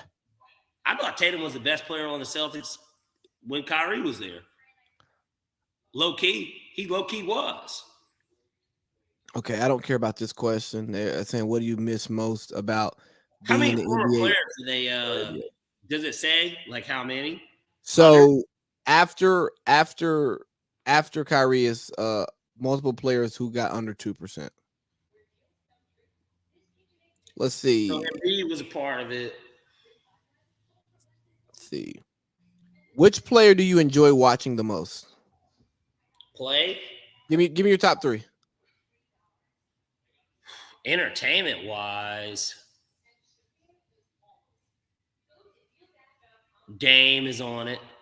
Okay.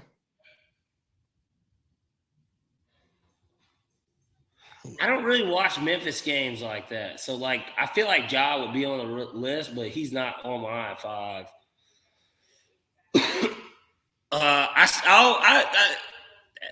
I don't think. I mean, I'm not saying I give LeBron that type of flack, but I do enjoy watching LeBron play. So LeBron, Dame.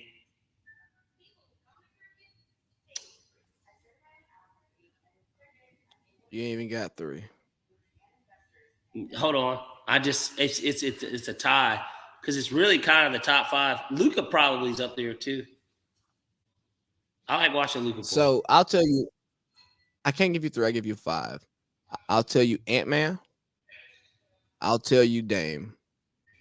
I'll tell you KD. I'll tell you Bron. And number 5 is somewhere between Book and Ja. It just depends on the day of the week. If I want to watch good footwork and mid range, I'm gonna go watch Book. If I would just watch a nigga that's, I'm gonna watch Ja. But the former players, Steph was number 1 at 28.5. Ja was number. But see, I'm leaving Steph out because he's hurt right now. Like he has. Well, don't do that. Don't do. Yeah, Don't look at it like Well, that. I need to look at the league in totality. But Yeah. honestly, I'm not surprised by that. Go ahead. So the Ja number 2 at 15.2. Number 3 is shocking. Jokic. He's good. I don't enjoy watching him play basketball. He is entertaining, bro. Like it's because I'm betting. So like late at night, that's typically one of the last games. Whether I've lost my bets already or that's like the last game or something, it's one of the and they're on TV. They are very much so. He is very much so an entertaining player. Like I think he's a baller. I think he's a baller, man. I cannot believe Julius Randle made this 3. Oh my God, bro. This is how my parlay was. So after Jokic, we got KD, Luka, Giannis, Braun, Kyrie, Tatum, and then people we don't care about. Let's see what else we got. Give me another one. Because it's a matter of that first one I gave you literally my top 5 in the league. But I also can answer the question. I just so happen to guess the same way that they did. But like I also can answer that question like the way I think that they think. That's why I threw Ja wasn't in my top 3, but I was like, well, Ja's probably in it for like former players because I don't like League Pass. I don't watch those niggas. League Pass is like one of the best things ever created. But I'm just saying, I don't like if the Grizzlies are playing I'll make up a team that doesn't even exist anymore. If they're playing the Bobcats, bro, I'm not watching that shit. Like, you know what I mean? Like, I don't give a fuck. See, I'm a League Pass watcher. One second. Let me turn this damn volume on. All right, there we go. Could you hear that? It was something. It sounded like something was like the shore was washing. Oh no! Like I had like the Lakers game playing because AD got 18. It looks like it's the first half still. Yeah, he has 18 with 6 minutes left in the second quarter. That's good. I bet the money line. So, they're down too. So that didn't really do me any good. But go ahead. Oh nah, nigga. Mike Conley just hit a 3. That's all. They're still down. I don't like it. I mean, the game's not over, but I don't like it. Let's see. I don't like it. Is the quality of play in the NBA today better or worse than it was in your career? My answer would definitely be worse. Well, that's the answer. So we're gonna move on from that one. Let's see.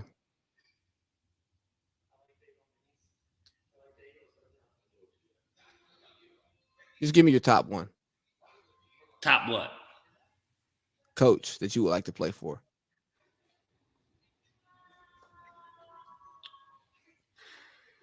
Can I give you 3?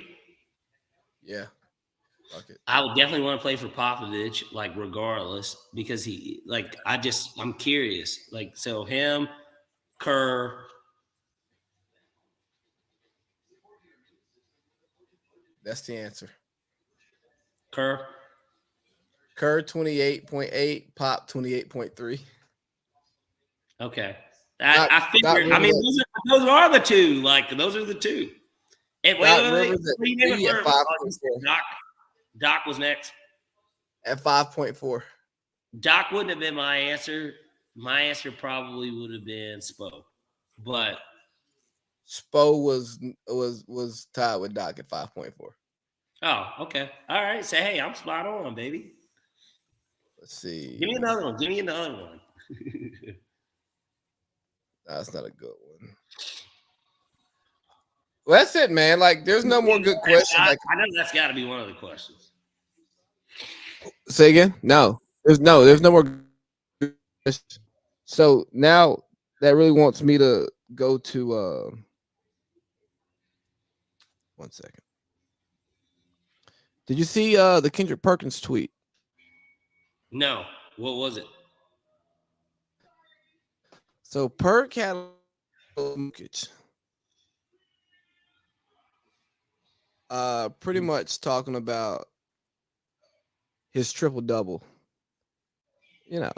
Perk had a triple double. Perk came out on First Take. You're breaking up a little bit, by the way, because I'm not hearing a little bit of what you're saying. Perk had a triple double, or what triple double is he talking about? Shit. Can you hear me now? Yeah. Yeah. So no, Perk had a tweet about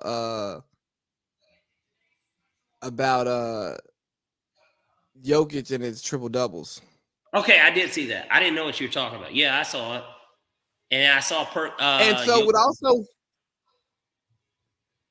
what made it interesting was Gilbert Arenas was on Draymond Green's podcast. I actually listened to the whole pod because I'm a Gilbert Arenas fan when it comes to who he is in the media. And he talked about how European players have not caught the same flack for not winning a championship as American players, and he doesn't understand it. And what Perk said he agreed that here goes the Perk tweet. Never thought it would come to a day where I totally agree with at Monday 23 Green, but the day has come. He was 100% right when it comes down to European players being held to the same standard as US players, especially when you're the back-to-back MVP. Don't mind me though, carry on. And I think that's yeah. No, I mean, and that's really what it is though. And I think that is the media. That shit's hilarious. I thought you were gonna eat this up.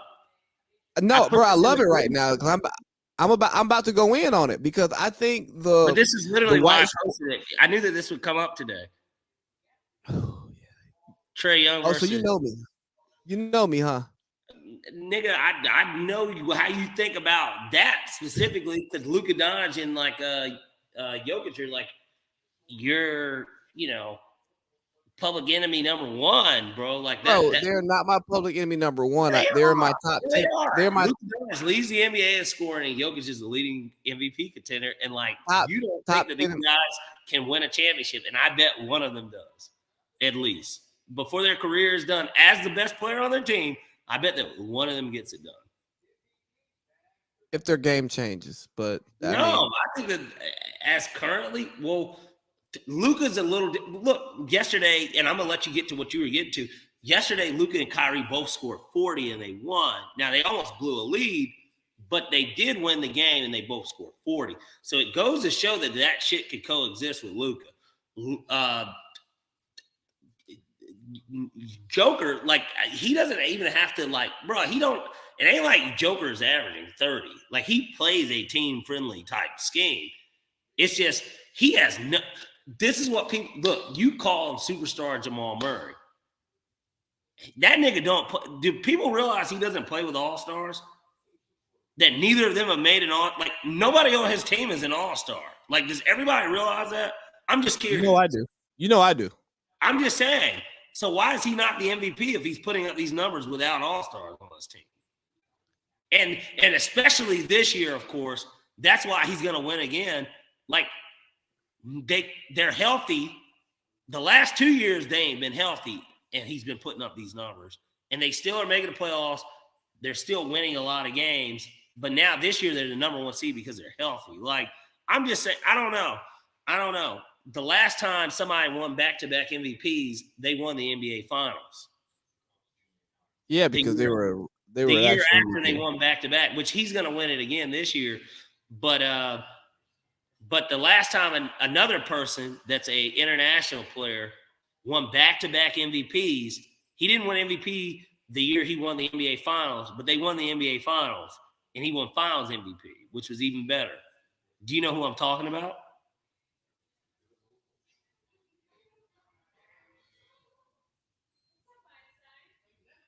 You're frozen.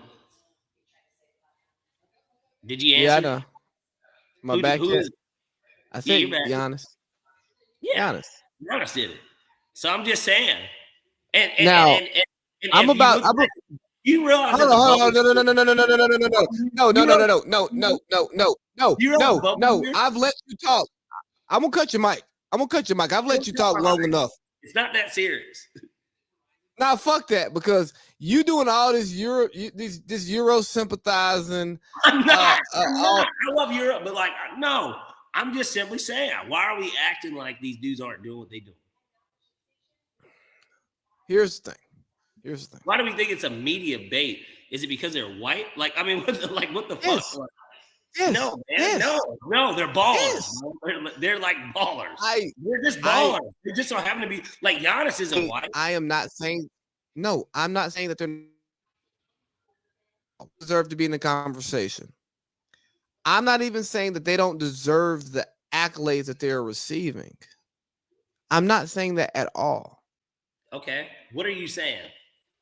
That they get a longer leash, they get favorable coverage, they get optimism because of how they look.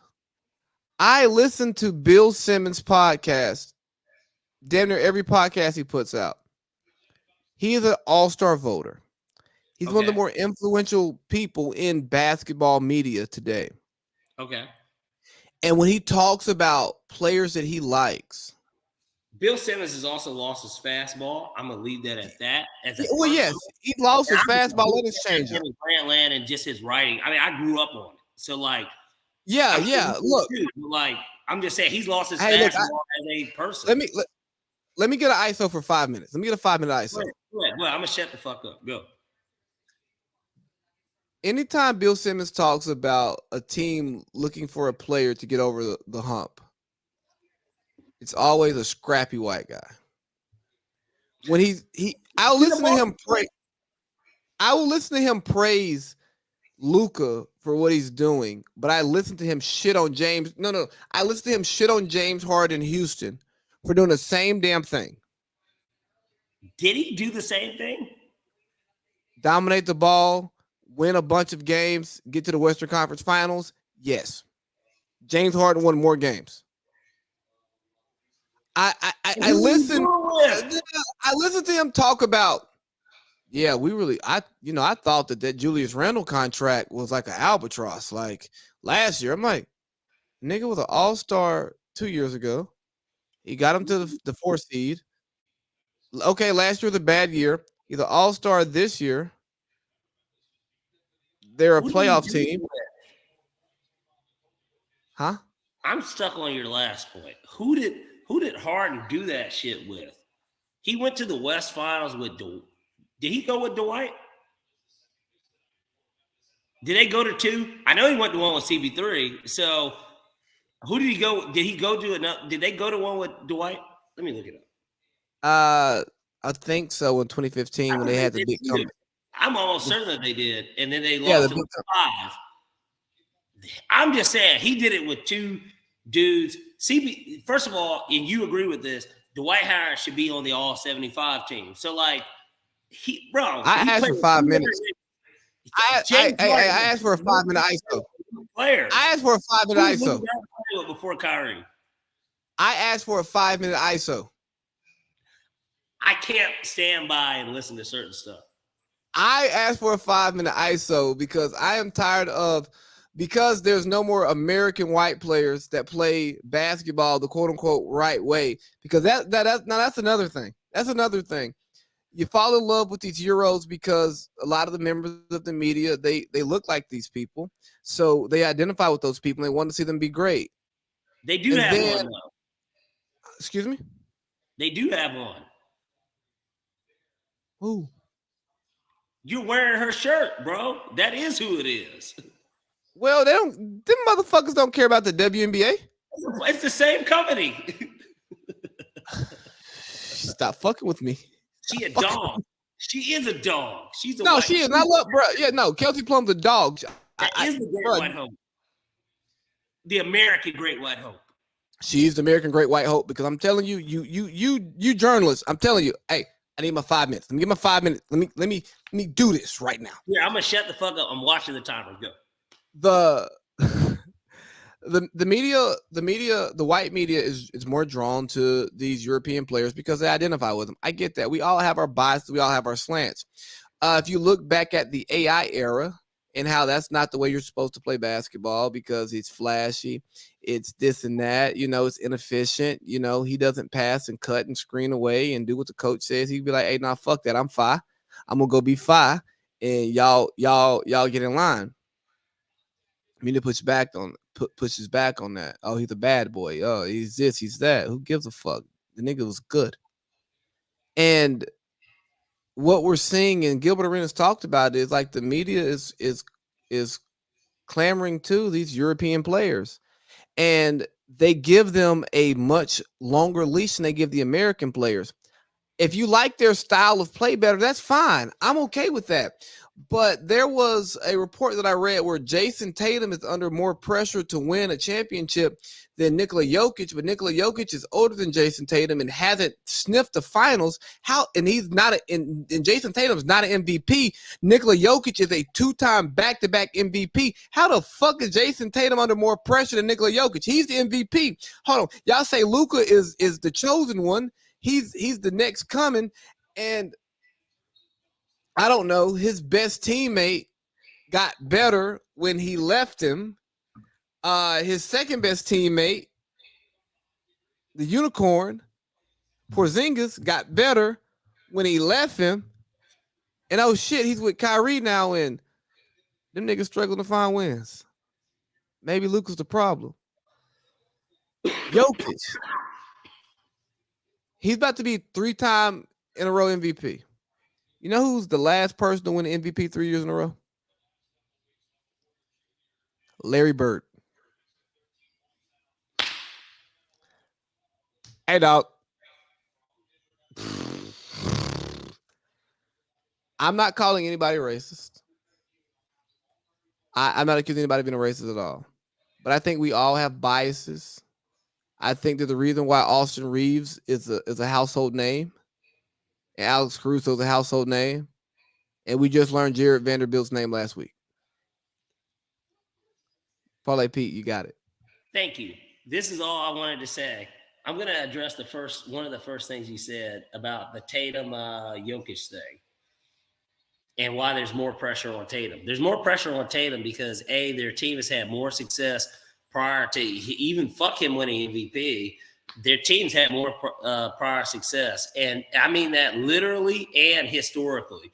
For one, he plays for the Boston Celtics, baby, and they got the most championships of anybody in the league. So it's championship or bust if I'm that organization. That's like being a Yankee and saying, man, why does Aaron Judge have more fucking pressure to win a World Series than anybody in baseball? Because he plays for the Yankees. That's why.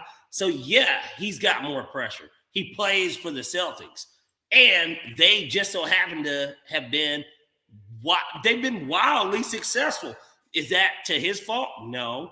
But it sucks. Yeah, when you're good early, that puts more pressure on you. That's why the Thunder fucking got all that pressure early too, because they were good early. And they're not even a championship organization, but they were so good so early to where it's just like, yeah, there is pressure. He turned 25 years old today, bro.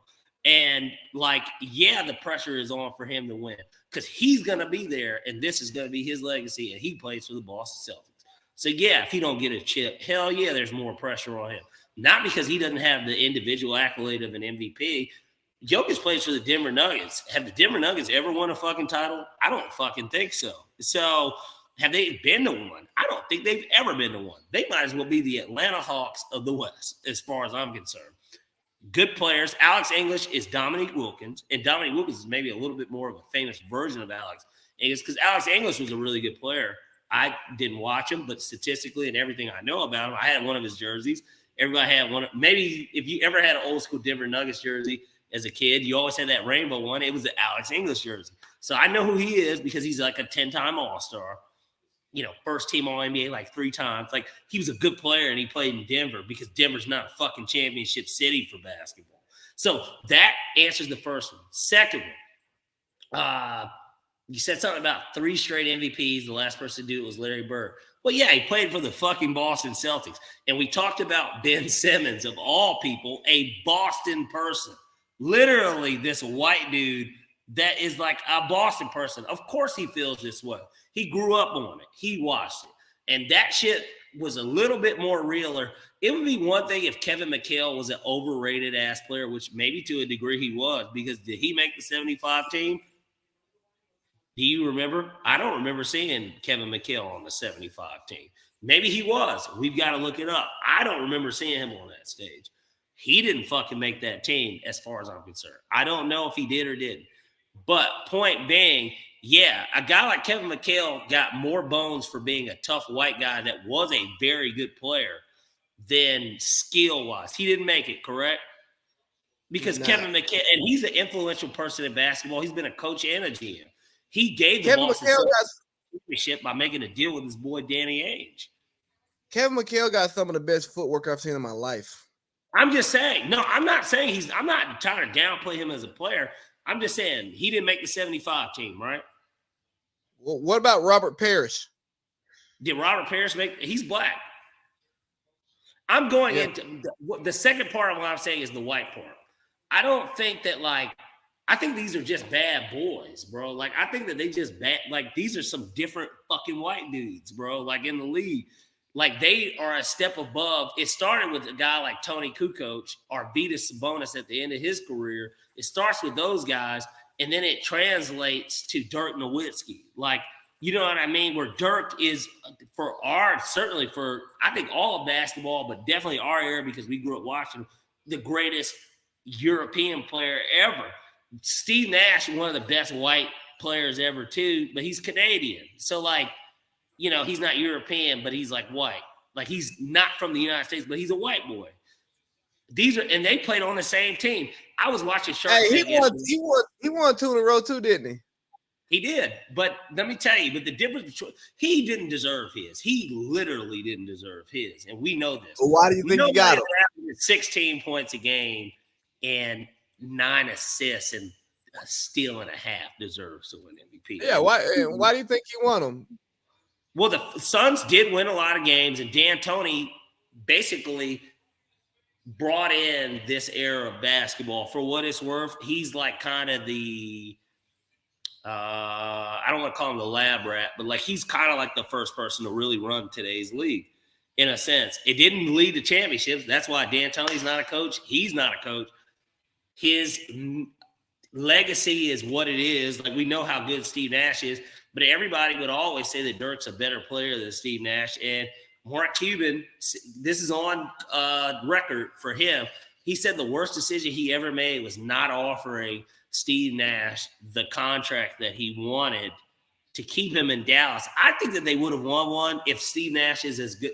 But it took Steve Nash leaving to become, to me, as in the system he was in, to become who Steve Nash became. He was a good player in Dallas, right? Like he was an all-star in Dallas. Michael Finley, they had all these guys. Like they were a good team.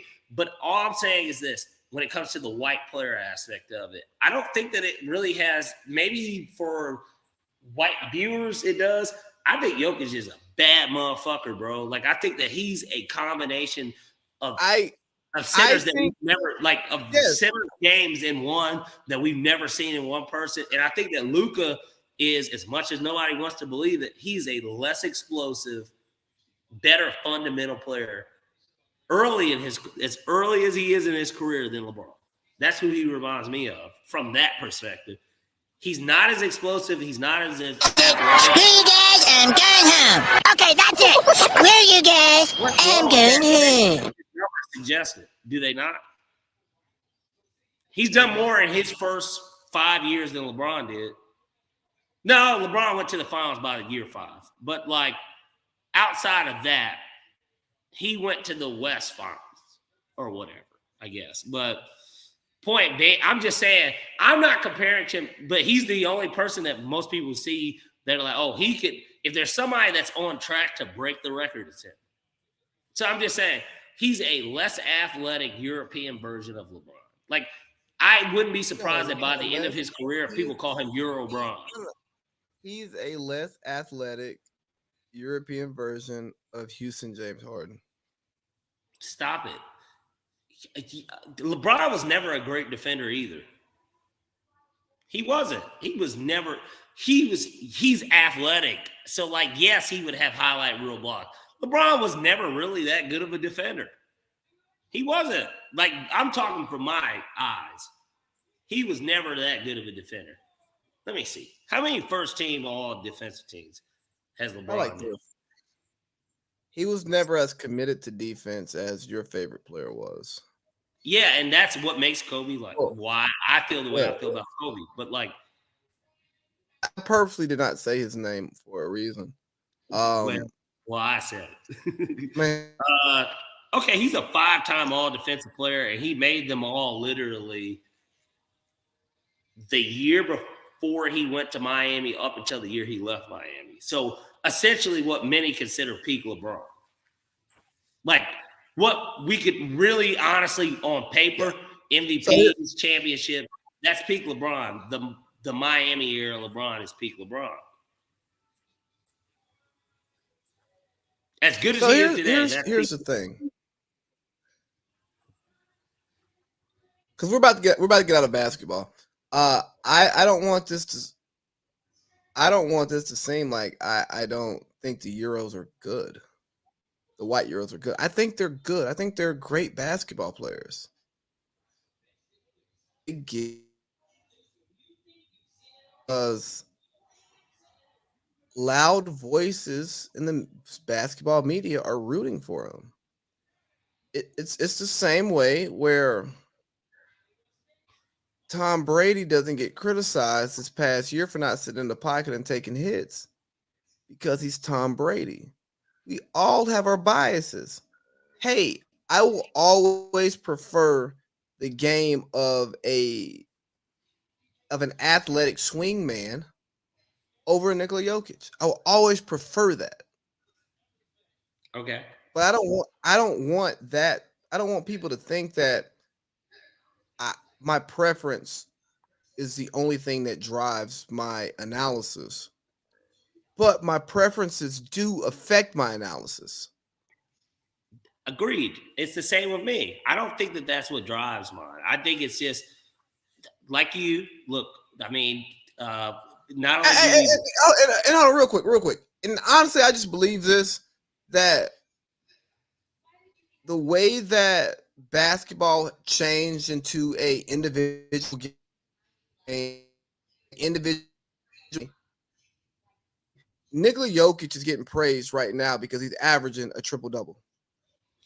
what Niggas you was know. like, hold on. And when Russ was averaging his triple-double, they're like, bro, he's stat pack. But he got praised. They won it. He won MVP, bro. Like, yeah. After a minute, it got old.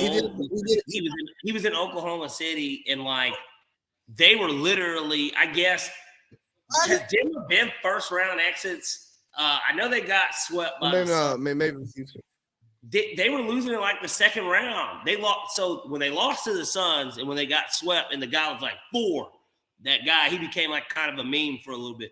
4. Like, that was the second round. I'm just simply saying it's not like this guy is just getting bounced. Like, he's doing it without, like, Russ, for one, who did Russ play with? I almost have to really look at it. Who was on those Thunder teams? Like, when he won. Oladipo. Oladipo. Okay. That was the year he won MVP. Oladipo was his number 2 guy. Oladipo and Sabonis, I believe. Okay, so time has proven, and granted, he might have not been the player he was then, but obviously Sabonis he was an all-star this year, right? So like, and they're the number 3 seed. Sabonis is a pretty good player, and he's got pedigree of his dad too, a Hall of Fame basketball player. I'm not in any way saying that like this is like it, like in terms of that, but all I'm saying with Westbrook, he played with 2 other MVPs before he got his. And so, and same with Harden, technically. Like, KD was the one that got the MVP. Harden was gone, but like, KD was the first of that trio to get the MVP. I don't think that I think it became stat padding when everybody looked at Russ and he was doing it and he had Carmelo Anthony and fucking like, Paul George. Like, that's when like everybody was like, okay, now he's just stat padding because the same results are happening. KD's gone. They dropped from being a 1, 2, 3 seed to now he's like a 6, 5, 7, and the numbers are the same. So like it's almost like, okay, well, he's stat padding. This brother's putting up the same numbers regardless of who's on the floor with them. But they're winning games, and this is like who they are. But when they have all their players, like in the bubble, they went to the Western Conference Finals, they were the number 3 seed. Is this fair? I just don't think it's Jokic fair to compare the same, like in terms of the stat padding. Is it fair, what I'm saying?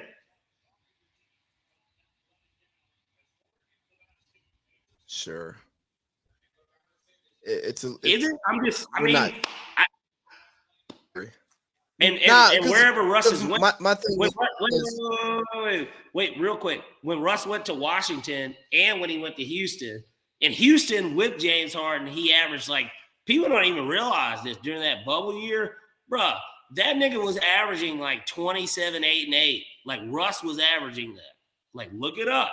He was averaging like 27, 8, and 8. He did the same thing there, and they lost in the first round. No, they did beat OKC. They beat them in 7, and that was the bubble year. Then he goes to Washington, he breaks the triple-double record, and, like, he's averaging the same thing, bro, but they're like the 8th seed or some dumb shit, and they get swept. Like his triple-doubles were leading to the same results. This guy was averaging it without the 2 best players on his team for the most part, and, like, they're winning playoff series, and when he has them, the year before he won an MVP, they went to the West Finals, and now they're the number 1 seed when everybody's healthy. Like, so I don't think it's fair to compare those two. Well, the problem is they're going to get bounced in the second round. If they play Phoenix, yeah. But that series will be very fuck who they play. They're getting bounced. Who else beats them? If they're Phoenix getting bounced in the second 3 seed and Sacramento's the 4 and they play Dallas, do you think Dallas book it? They get bounced in the second round. But I'm asking a question, Lee. Do you think that as of the standings today? I think. Tell me the standings today. Who's the 4-5? The standing today, the 4-5 is Suns Warriors. I believe that both of those teams can beat them. I'm with you, but I don't think that that's going to be the final standing. I mean, the way that the games between the teams, I don't think that's going to be it. I think that Phoenix is only 2.5 games behind the Kings. They're going to jump them. Come on, let's keep it 100. The Kings are going to get jumped. Now, the real question is, will the Grizzlies fall? Because if it's, let's say that Phoenix and with Steph Curry returning, Phoenix and Golden State jump to 2 and 3, and the Grizzlies and the Kings fall to 4 and 5, bro. They're eliminating either whoever wins. It doesn't matter who wins that series, which the thought will be the Grizzlies will, but like they beat both of them. You give me Jaren Jackson and Steven Adams, Xavier Tillman, Brandon Clark. All these bodies are run at Jokic. Honestly, you got Desmond Bane and you got Dylan Brooks who can actually guard their wings somewhat. And then what are they gonna do after they lose game 1 in Denver, man? Are they gonna fucking put a laser beam up to the Rocky Mountains? I mean, what are they gonna do, bro? Like, is John gonna put a fucking time mine over by Coors Light and Golden? I mean, what is he gonna do? Like, I think the matchup's not a good one for Denver. No way I you really believe that, bro. So Steven Adams is gonna put Jokic in check. I think they're playing right now, obviously, but like between Steven Adams and Jaren Jackson, they create enough difficulty. Remember Reggie Jackson, another Jackson, by the way. Remember Reggie Jackson was somebody that I'm not calling him this game changer. I'm just saying he was big as fuck in that series where the Jazz got eliminated and the Clippers went to their first West Finals. Look, man, we've been on basketball for like 2 hours, and I didn't even tell y'all. Let me tell y'all what real quick before we get out of here. The All-Star game was bullshit. The bad TV product. The players load managed the whole weekend, except for Giannis. Then they load managed the game. Adam Silver, make these motherfuckers show up on Friday and participate. We got to find a way to make the dunk contest great again. Mac McClung was good. We enjoyed Mac McClung, but he's not in the league. And luckily, Mac McClung is somebody we've known since he was in high school. So it's fine. But dog, this ain't it. Fuck no. And that basketball game, I truly believe because LeBron and Giannis did not play that game in its entirety, it lacked the level of intensity because I think those two would compete against each other because neither would want to lose to the other. But that was some bullshit. But the That best was players in the world didn't even play against each other because we had so many snubs. No Trey Young, no James Harden, no. In reality, even though he was hurt, but literally maybe that whole 25, 30, a month before the season, like Anthony Davis might as well have been in. If Zion got elected to the All-Star game, then why couldn't Anthony Davis be elected? Jaren He, Jackson was Jaren Jackson was there. yeah, I And know he shouldn't have been. and even the You think celebrities, they're gonna take down the MVP on the road? That's crazy. even the celebrities, they load managed that All-Star weekend. Niggas ain't trying to go to damn Utah. Like, come on, bro. NBA do better. But look, NBA, you've gotten 2 hours and damn near 2 hours, and we don't usually talk this much basketball. We don't. So And while you not do that, when there's football. I'm gonna run and do something as you bring in the NFL. He goes and runs to do something. I'm like, shit. I really want to take a piss. Oh well. So here we are. NFL. It's football season. Oh, you ready for some football? Because this is a primary football podcast. And the combine's going on right now as we speak in Indy. Not like literally as we speak, but this weekend. And there's a lot I want to talk about. And I'm really looking forward to them coming back so I could like play a little soft toss. You ever played baseball? You go working on your swing, your soft toss. Somebody lob it up to you, pow, pow. Getting your timing right, because we're gonna talk about some of the most talked about studs coming out in this draft, and I want to get Parlay Pete's opinion on one of them because this guy may very well end up in Atlanta. We are all here to do what Falcons do. Look at that. Let me pull back the fifth and sixth and seventh wall. Right, he said he was going to do something. He went to go make a old fashioned. Cause see, Parlay Pete and Josh Holty, they are like the old fashioned gods. They think they're like the best old fashioned makers out here, and I don't knock them for their confidence, but I know exactly what this motherfucker's doing. He's making an old fashioned. Meanwhile, bottoms up. I really need to see if Bottoms Up will sponsor the podcast because I'm always consuming their products while we're here, and it's the only liquor store I go to in Albany. They know me in there. But yeah, we got a full NFL slate for you. We got some combine stuff. We may talk a little Bears, what they're going to do with their number one pick.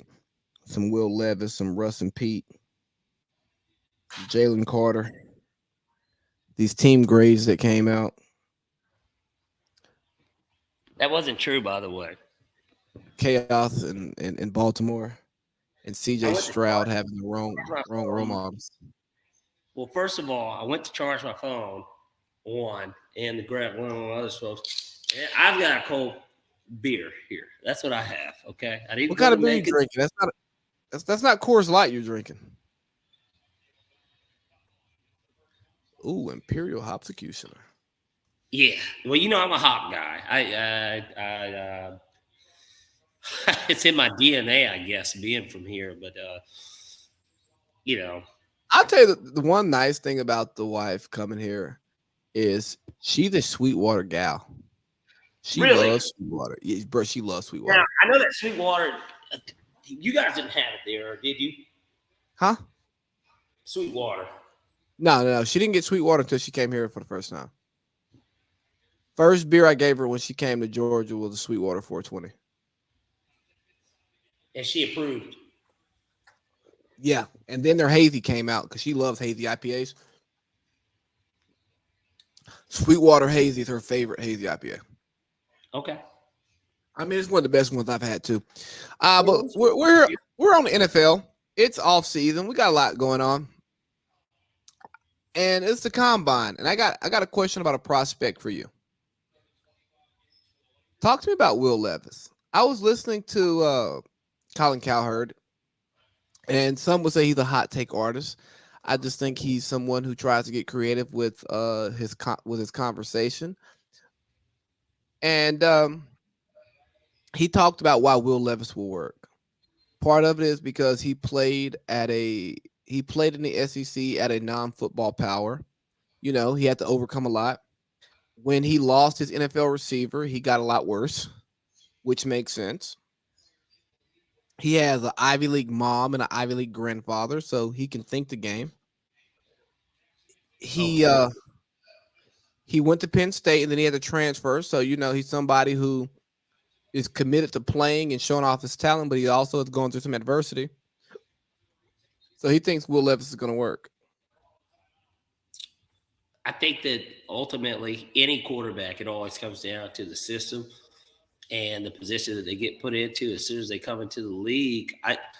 If he's a guy that you're not asking me this, but I'll put the question on myself. If he's a guy that's coming into the league that is supposed to, let's just, for all intent purposes, let's just throw it down and say he goes to the Colts. Okay. Right? Because that seems like kind of the perfect fit. Overall, he's white. And he's, for those that haven't been to Indianapolis, very white place. So he kind of fits the culture. Same way that people would think like, oh, the Falcons get a black quarterback. Like, that's going to really make everybody really happy. Like, it's the same thing there, though. Like, if he goes to Indy, they've got a running game already.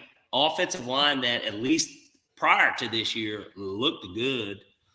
And they have pieces defensively, and they can add offensively to his receiving core, whether that be paying money. I don't know their cap situation, but like that's just a hypothetical because I want to situationalize him because that to me is what it comes down to. I think it just depends on where he goes. If he goes, I tell you, we'll throw a wild card in there. Let's say he goes to the Raiders or something, and they want to make him the guy, and they re-sign Jarrett Stidham, or you know. They bridge Jimmy G. They're like, hey, Jimmy, we're going to give you a 1 year. I don't think they would do that if they draft him. But let's say they give him a 1 year, $35, $40 million contract, whatever. I think that he could be successful depending on the situation. Because no, that's not what you were saying in pre-production. You were saying they trying to sell us Will Levis and Anthony Richardson, these quarterbacks who ain't did shit in college, and we supposed to think they're good. Now that's what I'm trying to get out of you. Well, I was getting to that. All I'm simply saying is that with him specifically, based on the stuff that was said, I mean, there's a lot of people that believe that like he's more physically talented than Josh Allen, and Josh. Sorry, I thought that was I thought that was a different drop. I forgot I changed it. You're good. The Grizzlies are losing now, by the way. They've been up the entire game. But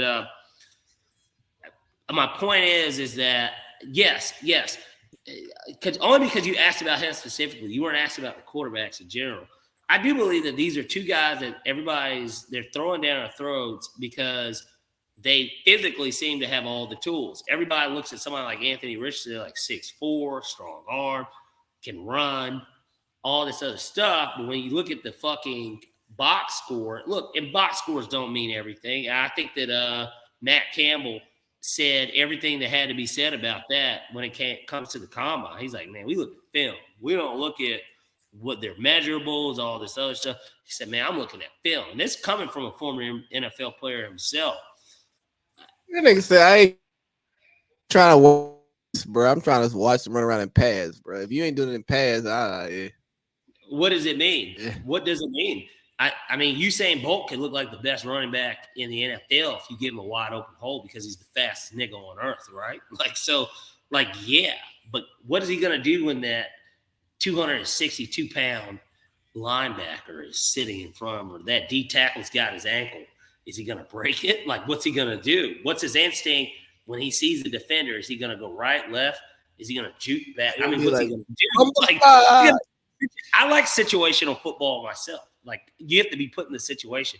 But that's why I don't want to grade too harshly on guys that, like I watched Will Levis in totality against Georgia. I watched that whole Georgia game when they played Kentucky because it was the last SEC game for Georgia this past season. So I watched the game. It was a low-scoring game. They stuck in it. He didn't do shit against Georgia's defense, but I wasn't surprised by that. Kentucky was ranked at the beginning of the year. They were solid even the year before when they played against Georgia, but they got fucking stomped. So I got to see them essentially go against a pro defense twice. I've seen that twice. So thank you. But he also did have pro-level receivers and a pro-level O-line and a pro-level coach. So I could see why everybody's like, man, I see the. So if he's available at 8, do you want the Falcons to take him? Depends on who else is available and what we decide we want to do with the quarterback situation. The draft's not until April. I hate to be politically correct, like in a sense about it, but like if we're gonna pass on Lamar, let's say that's what happens. We pass on Lamar and it's Ritter, and in free agency we're gonna know if they sign a quarterback. We're gonna know. So like if they sign, let me give a good example. If they sign Nick Mullins, and we have Nick Mullins and Desmond Ritter, and he's available at 8, I'm going to leave that up to Arthur. I'm going to go ahead and tell you, if we sign Nick Mullins. I do not want him personally. If it's my pick, no, I'm going D. I'm going D-line.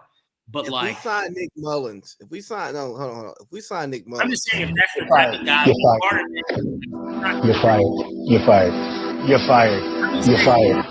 If we don't go out and get a guy, because this is the glory of the NFL as opposed to the NBA. NBA draft happens before NBA free agency, but in the NFL, it's vice versa. You know, we get to see free agency before the draft.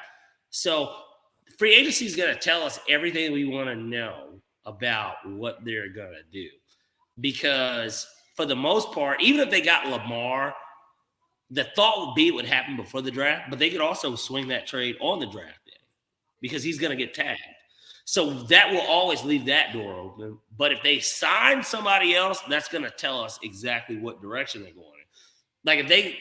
This is what I think that they may do. If the plan is to stick with Ritter and the price is too steep on Lamar for them, which I would totally understand to a degree, if the price is too steep, I could easily see them signing Jacoby Brissett to a 2-year, $30 million deal. And essentially, can Desmond Ritter beat him out in camp? And if he doesn't, Arthur Blank feels the whole 2 different ways. The Browns. I asked.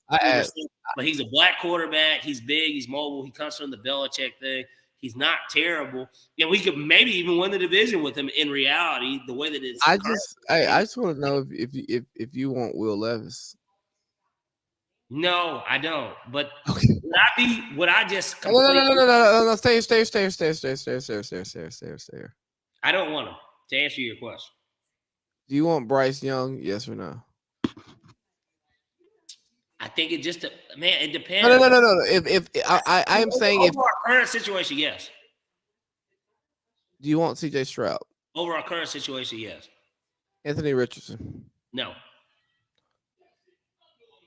Hendon Hooker? What round? 3rd. We got 2/3. If he's the second one, yeah. Or if he's the first, it doesn't really matter. Yeah. Okay, so this is where I was trying to get, right? And ultimately what this tells you is, bro, this is a draft where I don't think you should reach for quarterback. And And I think that if you got job security as a head coach in the front office, you go with what you got. You draft the best support players that you can, and if the season starts to go bad, you pull that vet, you put that young quarterback in, and you hope to God you get Caleb Williams and Drake May. And man, what we don't. We're not going to lose enough games to get them. We're going to have to trade up. No, no. I'm not talking about us. I'm talking about just in general. At that point, bro, we have to make. If we're gonna talk Falcons, okay, let's talk Falcons, right? Trade back in this draft. You think you're gonna? If you're gonna go with, hold on. I am talking Falcons. If you're gonna, do what Falcons do. Look at that. If we're talking Falcons,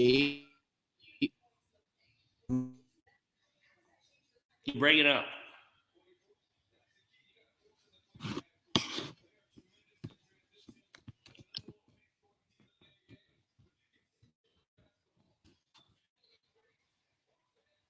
yeah, so Falcons, we need to take our 8 back to like 12. Okay. Then take that 12 and move back to like 19. Possibly take that 19 and move back again. We may need to move out of the first round, honestly. If we can accumulate future first and if you're second and third. If you're rolling with Ritter and you don't know what you're going to get out of Ritter, yes, please, let's do it. Like, please, like that's exactly what it is that I want to do because there's so much uncertainty surrounding him. And we as fans and what we saw in the 4 games that he played against 4 different backup quarterbacks are not believers. And that's okay. And Arthur Blank should understand our optimism. Keep going. I'm going across the hall to the bathroom. Okay. Arthur Blank should understand our optimism and why it is that we don't believe in it. And there's a good reason behind why we don't believe in that. We don't believe in it because he's not the guy. He's not the guy. And because he's not the guy, what would be the point of us sitting up and acting like this is the guy without having a backup plan in regards to this same guy? I don't know. I don't think that that's crazy to think that way. I don't think that we're delusional for feeling this way. There's no other way to feel, you know? And so I think that it's easy to kind of look at this stuff and say, well, yeah,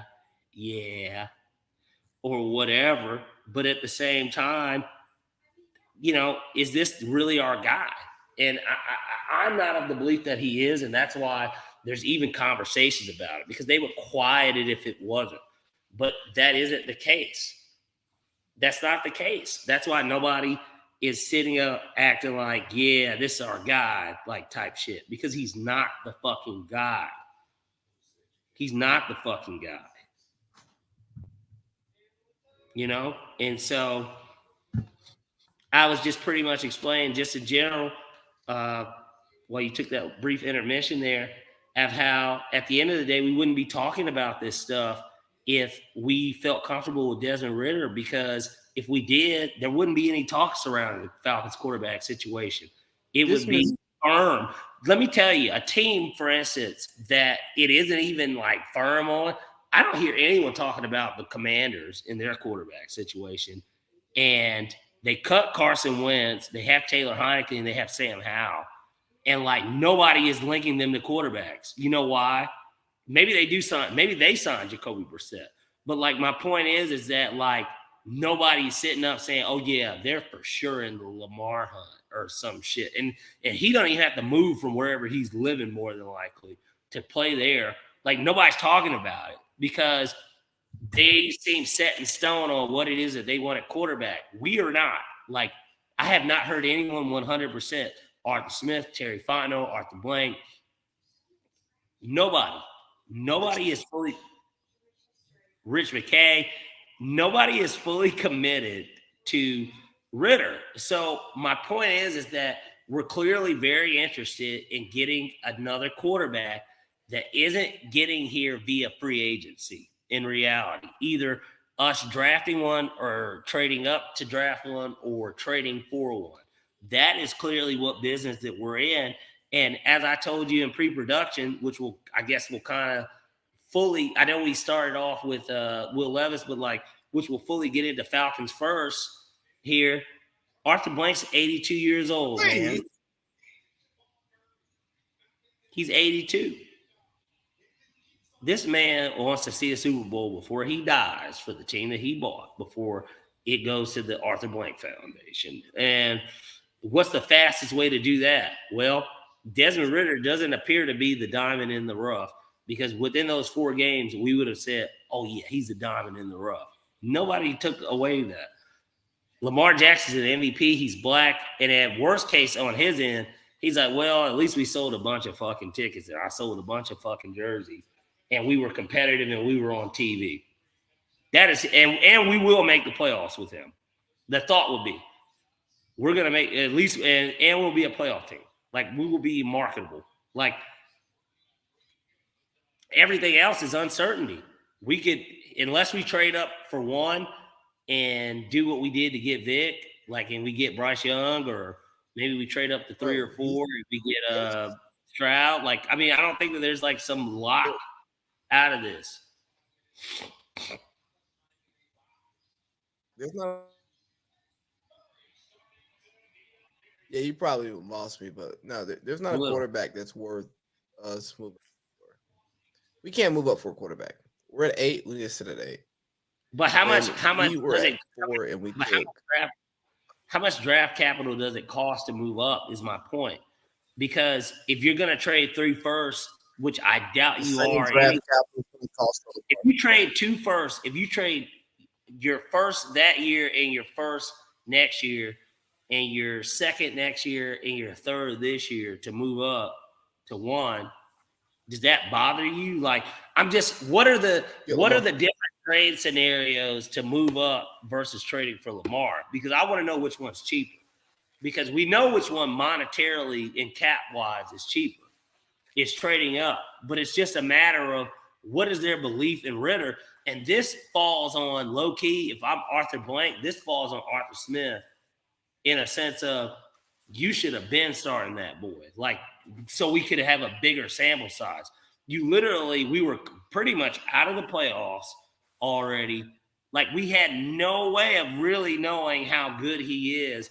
And he did nothing to wow any of us, but he also didn't look like he couldn't play in the NFL. And so it's just kind of now it's just an eye test, and can we get better at the position, which we can. Oh, now you're black screen.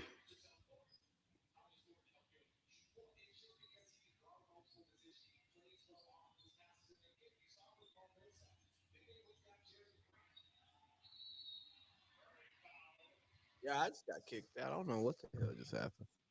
Me neither. What did you last hear that I had to say about this?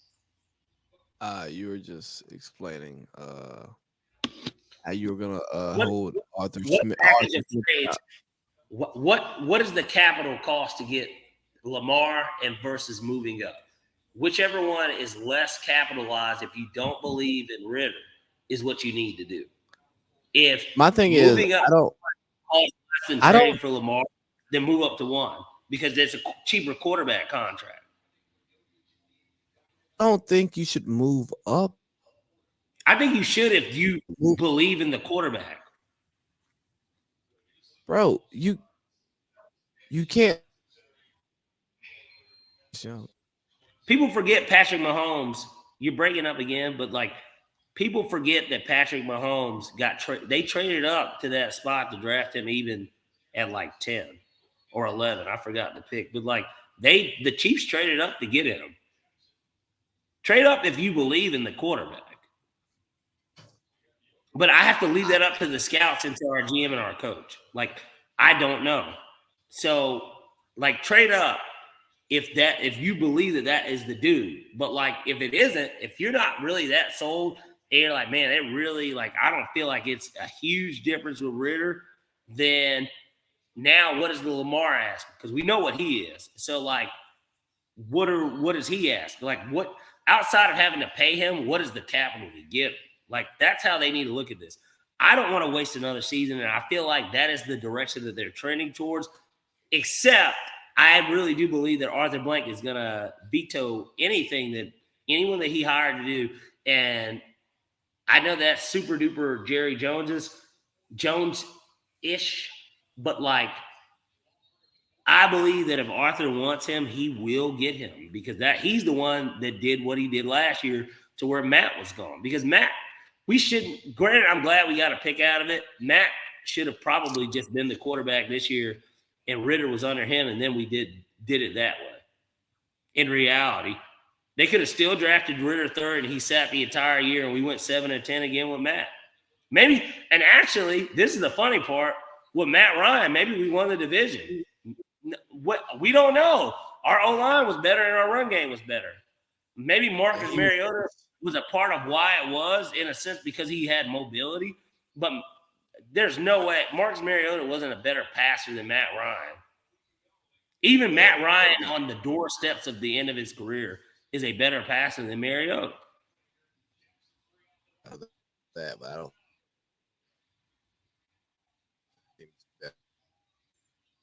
Your internet is sucking right now, Lee.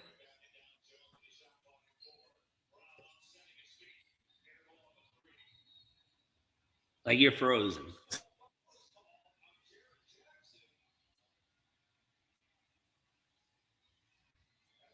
You're frozen. Hey, Parlay Pete. Yeah. It's been good. Let's call it a show. We got 2.5 hours. We'll get to other stuff next week because it's important. Okay, we can do that. Now we can't even end right. You're breaking up again.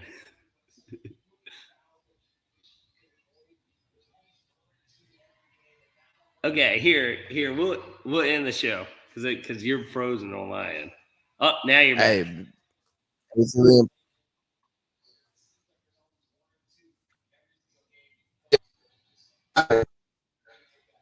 here. Thanks, okay. dog. I'll talk to you. Okay. All right, brother.